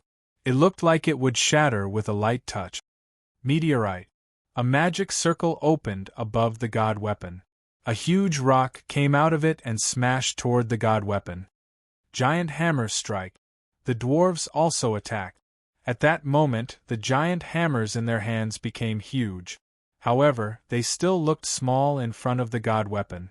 One of the God Weapon's hands turned into a giant sword. With just one attack, it shattered the huge rock summoned by Aisha. Then it let the dwarves' attack fall on itself. The dwarves' attack didn't cause any obvious damage. Duke looked at the god weapon. If he wanted to settle this situation, he could only rely on the monster other than using other god weapons. Duke looked at Jilin. Jilin stood in front of Bane and looked at him quietly. Bane was lying on the ground. He clenched the snow with both hands and sobbed. Chapter 35. Why are you so sad? You haven't known each other for long, have you? I remember that humans have always been very indifferent to the death of their own kind, right? Jilin lowered his head and said. White and purple light flashed behind him from time to time, like gorgeous fireworks, beautiful and moving. But it would have been better if there wasn't that fortress divine weapon. I could have saved her. You? Why? So. Bane choked. Her death is not your responsibility. Not being able to save her doesn't mean that you killed her. Don't take everything on yourself. Erasing her was my judgment. Didn't you say a while ago that I would do as I see fit? This is my judgment. Jilin said. You said. As long as she surrendered, you wouldn't kill her. You said. When the time comes. It's up to me. Bane said. Obviously, she didn't listen to what you said at all, and didn't intend to surrender. Jilin said. Does this really make a difference to you? Bane shouted. Yes. Jilin thought for a moment and said. Bane looked at Jilin blankly, and threw the snow on his hand to the ground. It splashed into a beautiful snowflake, and finally fell into the snow and disappeared. Bane took a deep breath and asked, Where's her body? It's burned clean. Jilin said. Then, was she in pain when she died? Bane said. Hey, don't underestimate me. Jilin said. If Jilin wanted to kill someone, he could completely make them lose consciousness or be paralyzed for various reasons before they felt any pain. It could be said to be extremely clean. Did she say anything? Bane said. Is it important? Jilin said. After all, that was her last words in this world. That was her last trace in this world. We'll never see her again. No one will ever see her again. Bane rambled incoherently. She left peacefully and beautifully, Jilin said. Beautiful. Bane's voice trembled slightly. Yes, it was miraculous. It was just the disappearance of a weak race that could be seen everywhere, but she really stunned me at that time. The black rock was covered in bright blood, and she was lying in the middle of the pool of blood, like a white rose that had withered in red wine. At that moment she seemed to have released all of her light and released all of her life. The flow of time was only for that moment of youth, just like a flash in the pan, Jilin said in a low voice. His voice was gentle and calm, like the whispers of a devil beside one's ear. Bastard. Bane was like an enraged bull, roaring as he staggered forward, using all his strength to punch Jilin's face. After all, he was a level 2 adventurer. The strength of this punch was not to be underestimated. Jilin just stood there and did not move at all, but the rebounding force still easily broke Bane's wrist. Bane was sweating profusely from the pain, but he gritted his teeth and stubbornly refused to make a sound. He stared fiercely at Jilin. Jilin was a little confused. He did not know what was wrong with this human in front of him. If he did not restrain himself in time, he would be dead. But the only thought in Jilin's mind was, well, now all three of them have beaten me. The dragon race was very stingy. Just when Bane was hesitating whether to use his other hand to punch Jilin again, Stya was like a cannonball, lying on the ground, rushing the snow along the way and sliding to their side. Stya was shocked by the situation on Jilin's side. She was distracted and did not block the attack of the fortress's divine weapon in time, so she was blown away by the punch. Let's get rid of this thing first, and then take the dwarf away. This place seems a little strange, we should not stay for long, Stya reminded Jilin. These words were too modest. How could a castle come to life and attack them? How could they say that it was just a little strange? Okay, Jilin turned to look at Staya, then turned to look at Bane, and finally nodded. Jilin turned around and saw the gigantic creature that had been causing a ruckus. The divine weapon's left hand had turned into a gigantic sword and was swinging wildly in all directions. Every time it swung, it would set off a violent gale that swept up the snow on the ground and blew it into the distance. The right hand turned into a huge magic cannon, shooting into the air without stopping. Each energy bomb was the size of a small house. Of course, the divine weapon's attack was not without a target. Its target was Aisha, who was flying around on the broom. Judging from Aisha's counterattacks, she was still able to handle the attacks of the fortress's divine weapon with ease. This was the first time Jilin saw Aisha's broom. It was said that it was modeled after the legendary flying sword of the gods in the Middle Empire, but the witches refused to admit this. Jilin walked step by step towards the fortress's divine weapon. As he walked, his eyes began to shine with golden light, and his hair gradually turned red. In order not to hurt Bane, he restrained too much of his power. Jilin raised his head and looked at the fortress's divine weapon. He thought to himself, what is this? Humans were really creative. Although they were weak, they could always use their intelligence to do things that they could not do. Breaking through one's own limits seemed to be a common thing for humans. The fortress's divine weapon also noticed Jilin, a tiny creature. Although Jilin's body was tiny, it was not the case for the fortress's divine weapon. The divine weapon raised its huge sword and whizzed towards Jilin's head. It was like a human picking up a stone and throwing it at an ant. It made people feel that nothing unexpected would happen. However, the moment the giant sword reached Jilin's head, it came to an abrupt stop. From its rapid movement to its absolute stillness, there wasn't the slightest bit of delay. Jilin raised his hand and caught the sword. Using his current human body to do this, the scene was indeed very impactful. Warning, warning. The fortress's divine weapon wanted to retract its huge sword, but it could not do so because Jilin held it tightly. One could clearly see that the divine weapon wanted to lift the huge sword, but the sword did not move at all. This made the divine weapon look like a mortal robber who wanted to lift the sea-stabilizing needle. The celestial weapon tried twice and realized that it still couldn't retract its greatsword. Thus, it decisively raised its right hand and began to bombard Jilin. Every shot from the powerful magic cannon caused a violent explosion.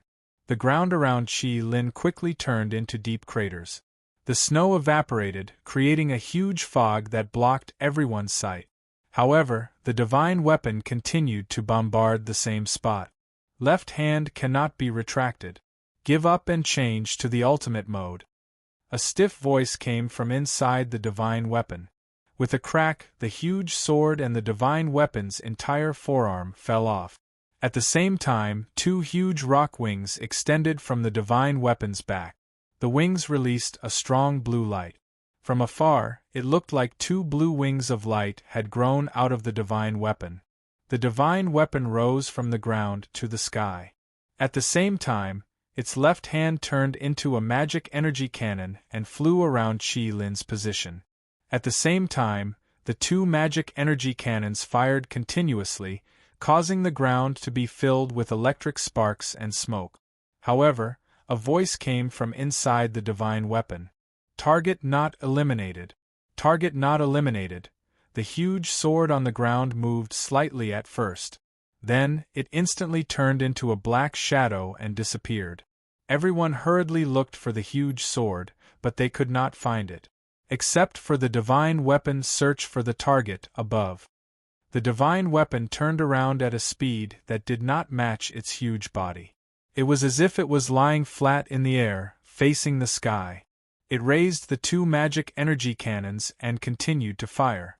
As expected, Jilin was at an extremely high position above it, holding the huge sword that was many times bigger than it. Not bad, Jilin praised. So, Jilin pushed the huge sword and dove down against the rain of magic energy cannons. Its speed broke through the sound barrier and made a loud explosion. The front of the huge sword was faintly red. Every time the magic energy cannons hit the giant sword would be shortened by a small section and lose a small piece. When Jilin rushed to the front of the divine weapon, half of the huge sword in his hand was gone. Naturally, the remaining half of the blade was not sharp at all. However, Jilin held this huge broken sword and forcefully pierced through the divine weapon's chest. Then, the remaining force rushed back to the ground. Suddenly, the ground shook again. The divine weapon in the air had a big hole in its chest and back. It looked very miserable. Then, it trembled slightly and turned into a huge fireball in the sky, illuminating the whole of Morag. The resulting air waves made the Duke stagger. Jilin looked back at the huge fireball created by the explosion of the divine weapon and laughed softly. This star is not bad. It's big enough and bright enough. Small and pitiful human. Chapter 36. The huge fireball hovered above Morag, as if a small sun had fallen here, and the intense heat hit their faces. The body is damaged, it is determined that it cannot be repaired, it will self-destruct. The stiff mechanical voice sounded again. The voice disappeared, and suddenly there were two slight explosions from the fireball.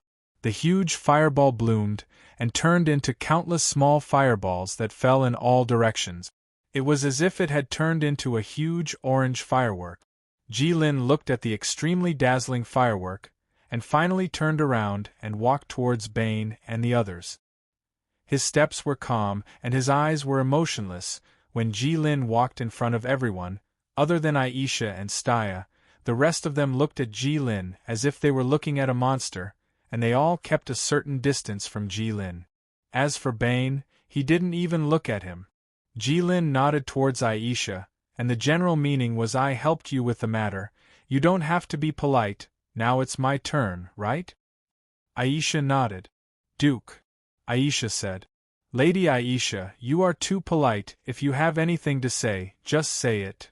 Although the Duke was already scared stiff, he still instinctively greeted Aisha politely, and acted like a lackey.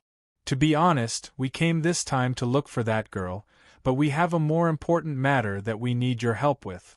Aisha also spoke very politely. However, the Duke didn't know how to respond to that. His heart was currently in a state of turmoil, and it wouldn't be an exaggeration to describe it as a storm. The Duke thought to himself, I spent so much effort to clear all the obstacles for you, and let you directly walk in front of the target. I even gave up my original plan. What was I after? I was afraid that the monster would go berserk here and destroy everything, causing unbearable damage. That's why I brought you back to the target so that you could leave as soon as possible. But in the end? You guys have already caused your losses, yet you still haven't left. What's even more infuriating is that you still told me that it was just a matter of convenience. Convenience, your sister. Just a matter of convenience, and my Snow-Wind Empire lost a fortress divine weapon. Do you know how much manpower and resources are needed to make that thing? When the time comes, I may not be able to bear the responsibility of the king. The Duke cursed in his heart, but he didn't dare to show any dissatisfaction on his face.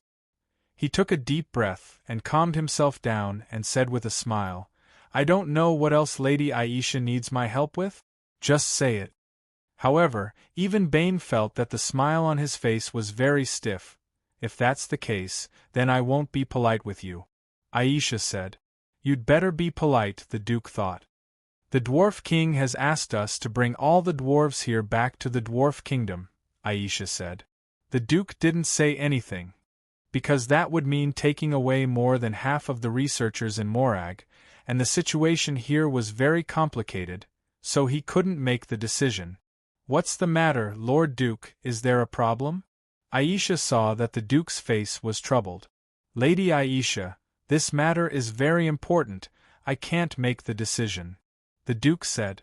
I'm not asking for your opinion or consent right now. I'm just telling you to bring all the dwarves here. Crimson Lynn stepped forward and said. He was extremely impatient with the humans' red tape, but he heard that some humans thought that this was an important factor that differentiated them from other races. There were always people who said, "What's the difference between humans and beasts?" But there were also people who had a completely different view. They felt that humans were not necessarily better than beasts, so they said, "After being with humans for a long time, I prefer to be with dogs." Jilin thought that they were of the same race, but their thoughts were so different. Haha, such a race wanted to be united the most, how ridiculous! If he really wanted all the humans to think in the same direction, he might as well think of a way to make a pig defeat him. Jilin looked at Staya, then at Aisha and thought to himself, what do all the humans have in common? The desire for life? Those who hung themselves probably didn't think so. The yearning for love? Jilin thought that those hairless masters might say, "Pink is just a skeleton," and some women might say, "Men are just pigs." The pursuit of fame and fortune? There seemed to be a lot of people who didn't care about fame and fortune. Damn, how could a dragon not understand a mere human? "Why are you still here?" Jilin said, his eyes starting to turn yellow again. No one knew why Jilin suddenly became irritated. The Duke decided to let him be for now. "Ambassador Igan, can you hear me?" The Duke walked towards Morag and contacted Igan. "My divine weapon." There was a heart-wrenching scream from the communicator. Looks like it can be heard, the Duke thought. Then he decided to tell Igan something even more maddening. He said he wants to take all the dwarves with him. What? Why? What does the dwarves have to do with him? Igan said. He said he was asked by the king of the dwarves, the Duke said. Damn it. Why? He's too much, Igan said. The Duke didn't know whether Igan was talking about the king of the dwarves or Jilin, but it didn't matter. The Duke said, when you're under someone else's roof, you have to lower your head. Looking at that person's strength, it seems like it won't be a problem for him to destroy another 7 fortresses. Igan was silent for a while and said, "Ask all the dwarves to go." "Okay," the Duke said. "A wise man submits to circumstances, that's the wisdom of humans." Looks like Ambassador Igan learned well, the Duke thought. There were a total of 8 fortresses, and they formed a square with Morag in the middle. There was a circle of ordinary houses between Morag and the fortresses.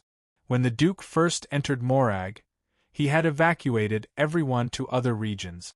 Later on, when Jilin went to the 6th region, the Duke had everyone gather and move to the 2nd region, which was the opposite of the 6th region. It would be a bit troublesome to get to Jilin's side now. 20 minutes later, a group of dwarves stood in front of Jilin, no less than 400 or 500. Jilin was a bit impatient at first, but when he thought of everything that happened today, and considering the unreasonable nature of humans, Jilin decided to wait quietly. Just looking at these dwarves in front of him, Jilin didn't have any complaints in his heart. They were all talents. "Everyone, I've been asked by the king of the dwarves to bring you home," Jilin said to the dwarves. "What? Haha, the king has finally come to save us. Igan actually forced me to stay here. I swear I won't be human if I don't take revenge." "Not bad, not bad. Who wants to go back to that dark underground? What's wrong with following Igan? Besides, although Igan caught you, he never mistreated you. Why are you so vengeful? Bah!" As soon as Jilin's voice fell, the dwarves on the ground began to quarrel. 400 or 500 people quarreled, and it became a mess. It was easy for Jilin to kill these people, but difficult for Jilin to understand what they were saying. After a long time, Jilin roughly understood that these people were divided into 2 groups.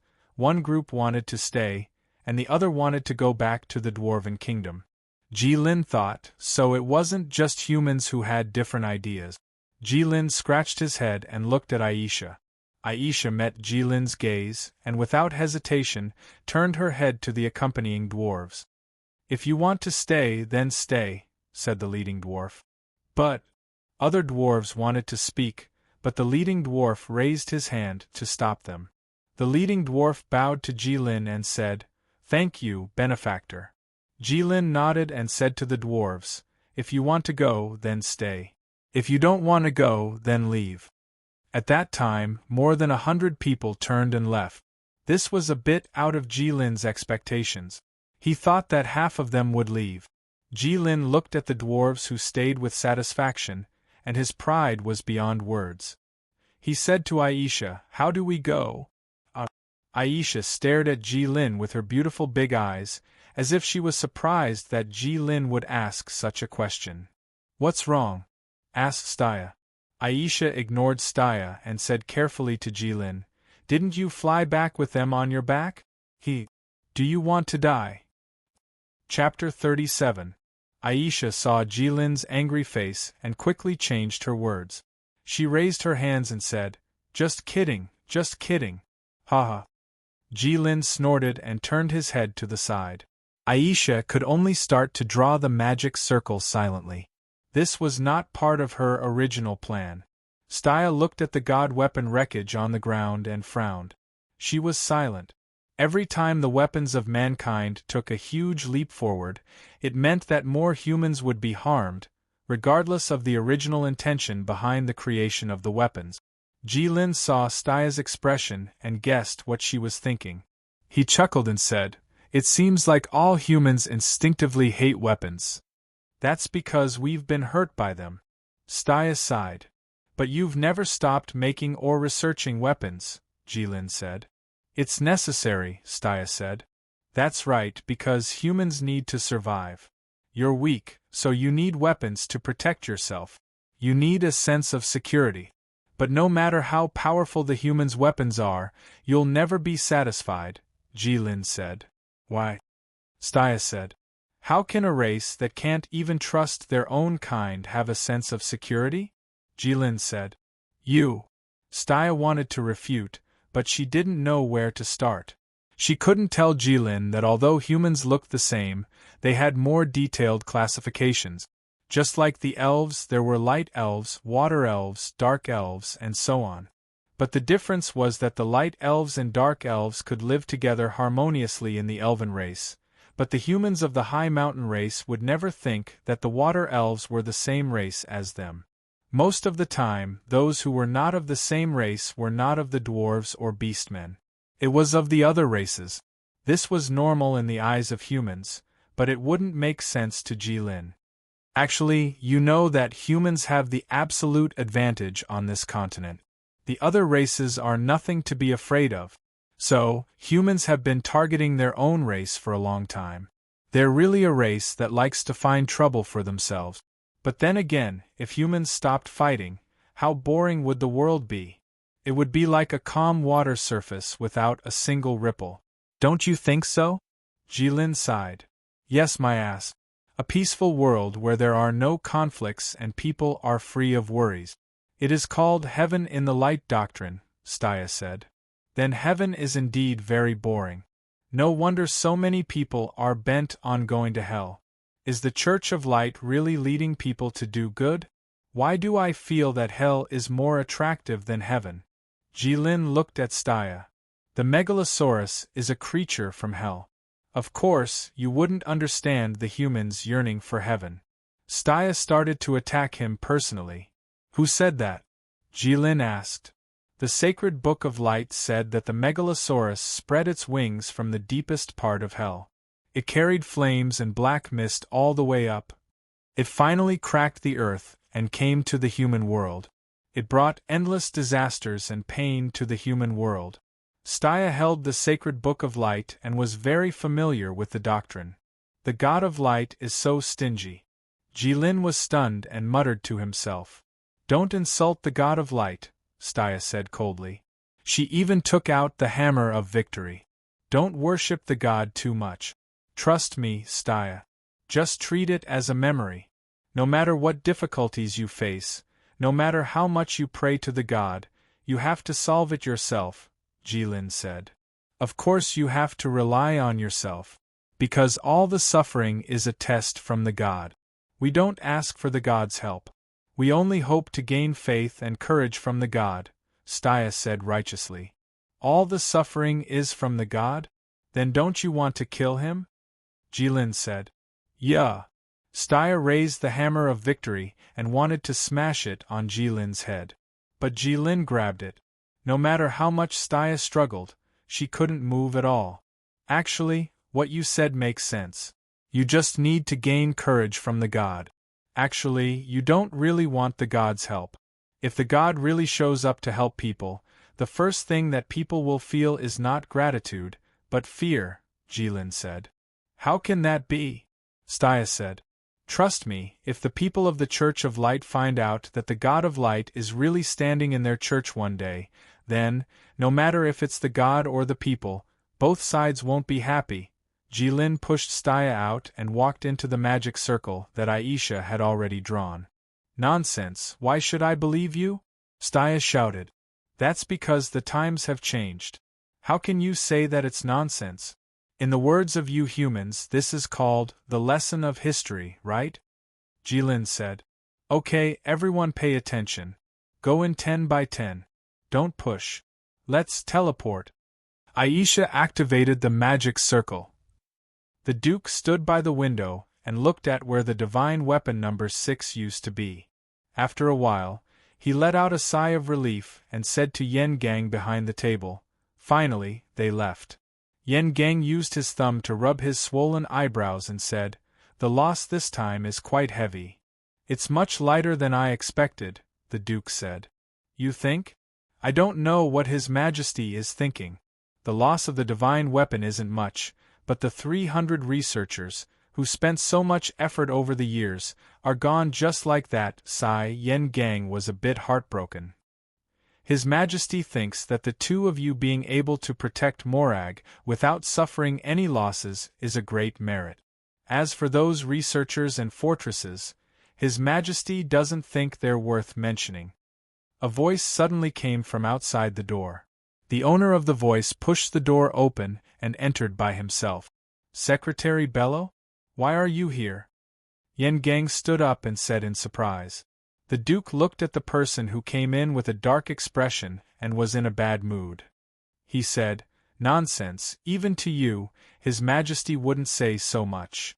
Bello didn't care about the Duke's attitude at all. He smiled and said, anyway, that's what His Majesty meant. The Duke didn't want to waste any more time and directly asked, you came here personally and so quickly, what is the meaning of this? I came to confirm the situation, estimate the enemy's strength, and prepare for what's next, Bello said. What's next? The Duke asked. Although he didn't want to admit it, but Secretary Bello could be said to be second only to one in the Snow Wind Empire.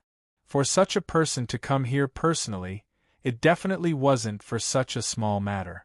Someone touched his reverse scale, so His Majesty naturally wants to take revenge. Although His Majesty doesn't speak much, he definitely isn't someone who will swallow his anger. Even when Secretary Bello said to take revenge, he still maintained a warm smile on his face, showing the excellent self-restraint of a noble. But the Duke didn't think so. He only felt that this smile was fake, real, fake, and very annoying. As a true noble, the Duke was naturally very unhappy when he saw that the child of a poor family was more noble than a true noble. This, I'm afraid it won't be that easy. Yen Gang muttered. That's right, in that group, there's a female knight from the Church of Light that can block the attack of the fortress divine weapon. Also, from the teleportation circle that Lady Aisha used, the rumor that the dark scripture is in her hands seems to be true. This actually doesn't count for much. The main thing is that monster called Jilin, he's too terrifying. Moreover, they've already brought more than 300 dwarves back to the dwarf kingdom. We don't know the dwarves' attitude right now, so rashly going there is indeed a bit reckless. The Duke said. His Majesty has already made up his mind, and in my opinion, there's still a chance of success. Bello said. You haven't seen it with your own eyes, so you won't understand. The Duke said. His Majesty also thinks so. Bello said. What do you mean? The Duke suddenly became nervous. His Majesty wants to personally see the monster you speak of. Bello said. No, that's too dangerous. Why didn't you stop His Majesty? You don't know how terrifying that monster is. The Duke was furious. I said, His Majesty has already made up his mind, Bello said. The Duke sighed in despair. This generation's Iron Blood King's decision had indeed never changed. With his heart in a mess, the Duke said, "When you left Wind Moon City, did His Majesty appoint a crown prince? You're going too far." Secretary Bello's face darkened. Chapter 38. It is indeed a bit disgraceful. Even if His Majesty is your relative, you can't say that. The Rock Steel Duke said softly. The Duke's expression kept changing. In the end, he clenched his teeth and asked, "Do the ministers want to change the world?" Impudent! Grand Secretary Bello's forehead instantly turned red. He could no longer maintain his usual aristocratic demeanor because he really didn't have any experience. He had been unhindered in the Snow Wind Empire for dozens of years, but this was the first time someone said such shameful words to his face. After the Duke saw Bello's expression, he ignored Bello's murderous gaze and let out a long sigh of relief. He then said, "It's good that it's not, it's good that it's not. Duke, be careful with your words. Seeing that you have been away from His Majesty for a long time and are thinking for His Majesty, I will pretend that I didn't hear it this time." The Duke forcefully swallowed his anger and said. At the same time, he praised in his heart. His Majesty made a wise decision to exclude this blabbermouth guy from the center of power. Since no one wants to change the Emperor, why don't you stop it? If His Majesty were to appear in front of that monster, the odds would be against him. Have you heard of nailing someone to the pillar of shame in history? At that time, none of us will be able to escape. The Duke didn't care about Bello's warning. Bello looked at the Duke and didn't say anything. After a while, he walked behind the Rock Steel Duke's table and pushed him aside. He then searched around. "Where's your gun?" Don't. The Rock Steel Duke quickly stopped him. "Who are you trying to scare? Isn't persuading the Emperor something that you should do? Normally, you even care about His Majesty's trivial matters. Why can't you do it at the crucial moment? You're just going to watch His Majesty fall into danger?" The Duke straightened his neck and said, "His Majesty thinks that no matter how powerful the enemy is, as long as they dare to invade our Snow Wind Empire, they will not let it go. Moreover, such a powerful thing running around the Empire without any restrictions is a hidden danger." Bello said methodically, "But His Majesty doesn't need to go personally."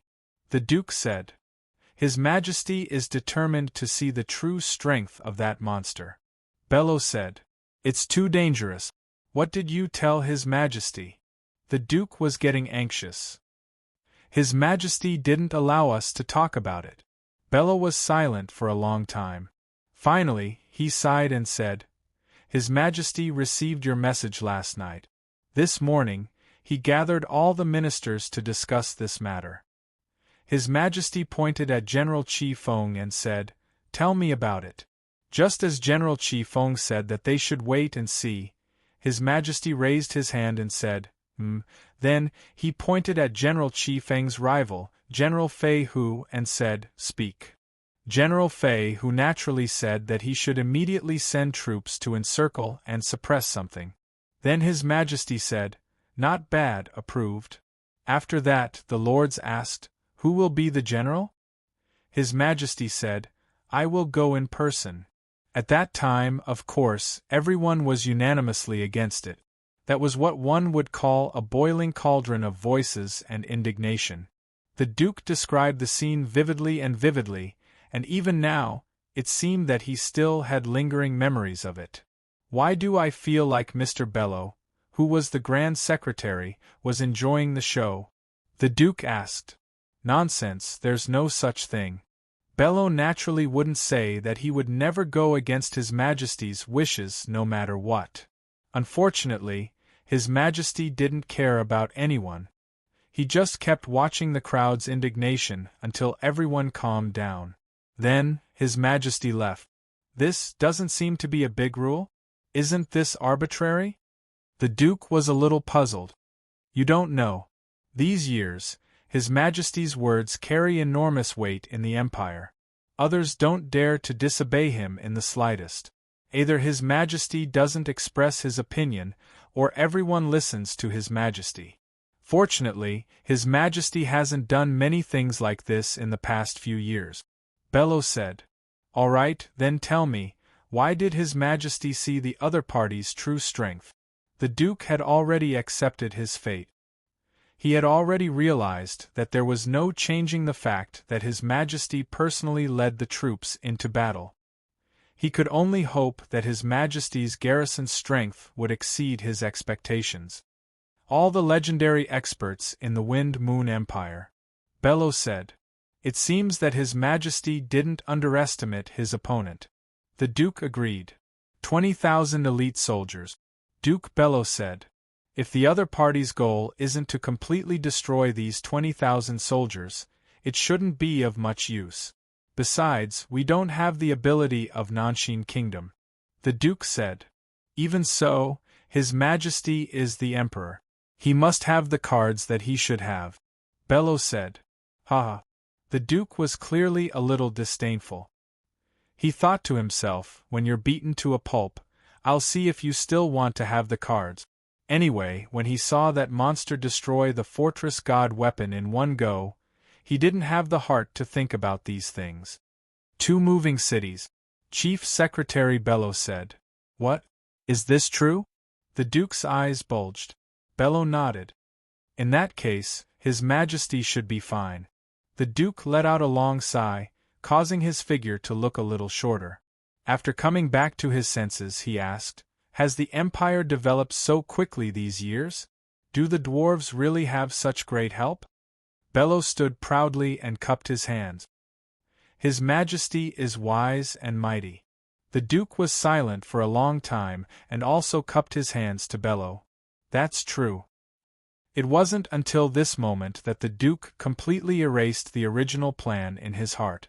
And the Saimai Empire and the Middle Empire both sent troops to help. It's just that because of the distance, only a small number of elites came. The Nanshin Kingdom also didn't have time to send people over because it's too far away.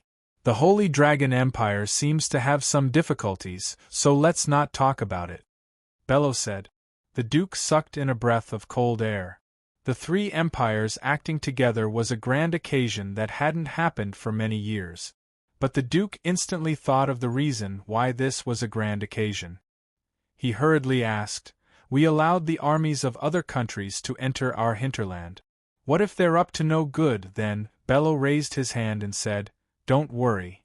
Although the Duke was a little puzzled that Bello spoke so decisively, he decided not to get to the bottom of it. For such a big matter, who would dare to say such a thing without absolute certainty? Is there more? The Duke asked. Duke, don't you think it's enough? Bello was a little surprised. It should be known that the power he had mentioned earlier, if it had been a few decades ago, even the entire country would not have been able to produce it. But it seemed that the Duke still thought it was not safe enough? Sigh, logically speaking, it should be enough. But I'm still a little worried. Let me ask, what if we can't beat them?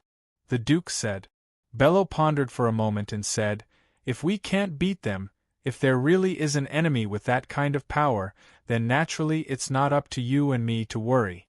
But if it's up to me, we did our best and didn't underestimate the enemy. If we still lose, then it can only be said that our skills are not as good as theirs. We can only accept it. At that time, we can only pledge our lives to protect His Majesty. The Duke cupped his hands again. That's true. Bello smiled and nodded. Damn it. The Duke suddenly cursed and pointed at Bello's nose. I almost forgot. Look at you. You asked someone to steal from my family, so you stole it. If you couldn't steal it, then you put down your pride and asked for it. Why did you have to put up a mission at the Adventurers Guild? Such an unlucky thing came out. How troublesome is this? You have a lot of responsibility for this. Bello was a little dumbfounded. The Duke's ability to change his face was a little too perfect. He could only smile and say, That's reasonable. But let's talk about it in the future. Let's talk about it in the future. The Duke also understood that the time was not right, so he didn't bother. In fact, what he said just now was more to give Cabinet Secretary Bello a way out. At their level, no matter how big the private matter was, it didn't count as much on the surface. Suddenly, the ground shook and a rumbling sound rang out. At first, the Duke thought that it was the snow on the mountain in the distance sliding down, so he didn't pay much attention to it. Avalanches were too common in the Snow-Wind Empire. But the sound was getting louder and louder until it was deafening.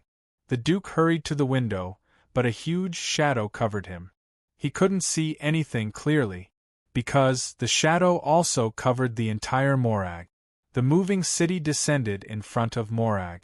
The divine weapon that made Bane think it was a castle was not worth mentioning in front of the moving city. It was really the light of a grain of rice, competing with the brightness of the moon. A moving giant city, crossing the mountains and arriving in front of you, anyone who saw it would be dumbfounded. This is the Empire's strongest weapon, a moving city that can accommodate millions of people. What do you think, Duke? Do we still need to worry about what if? Bello said proudly. The Duke recovered from the shock. Hearing Bello's question, he looked at the miraculous moving city in front of him and thought about the power of elemental fusion. He pondered for a moment. It's hard to say. You're tuning into the Phoenix Knights YouTube channel. Don't forget to subscribe and join us on this journey to catch the most captivating stories.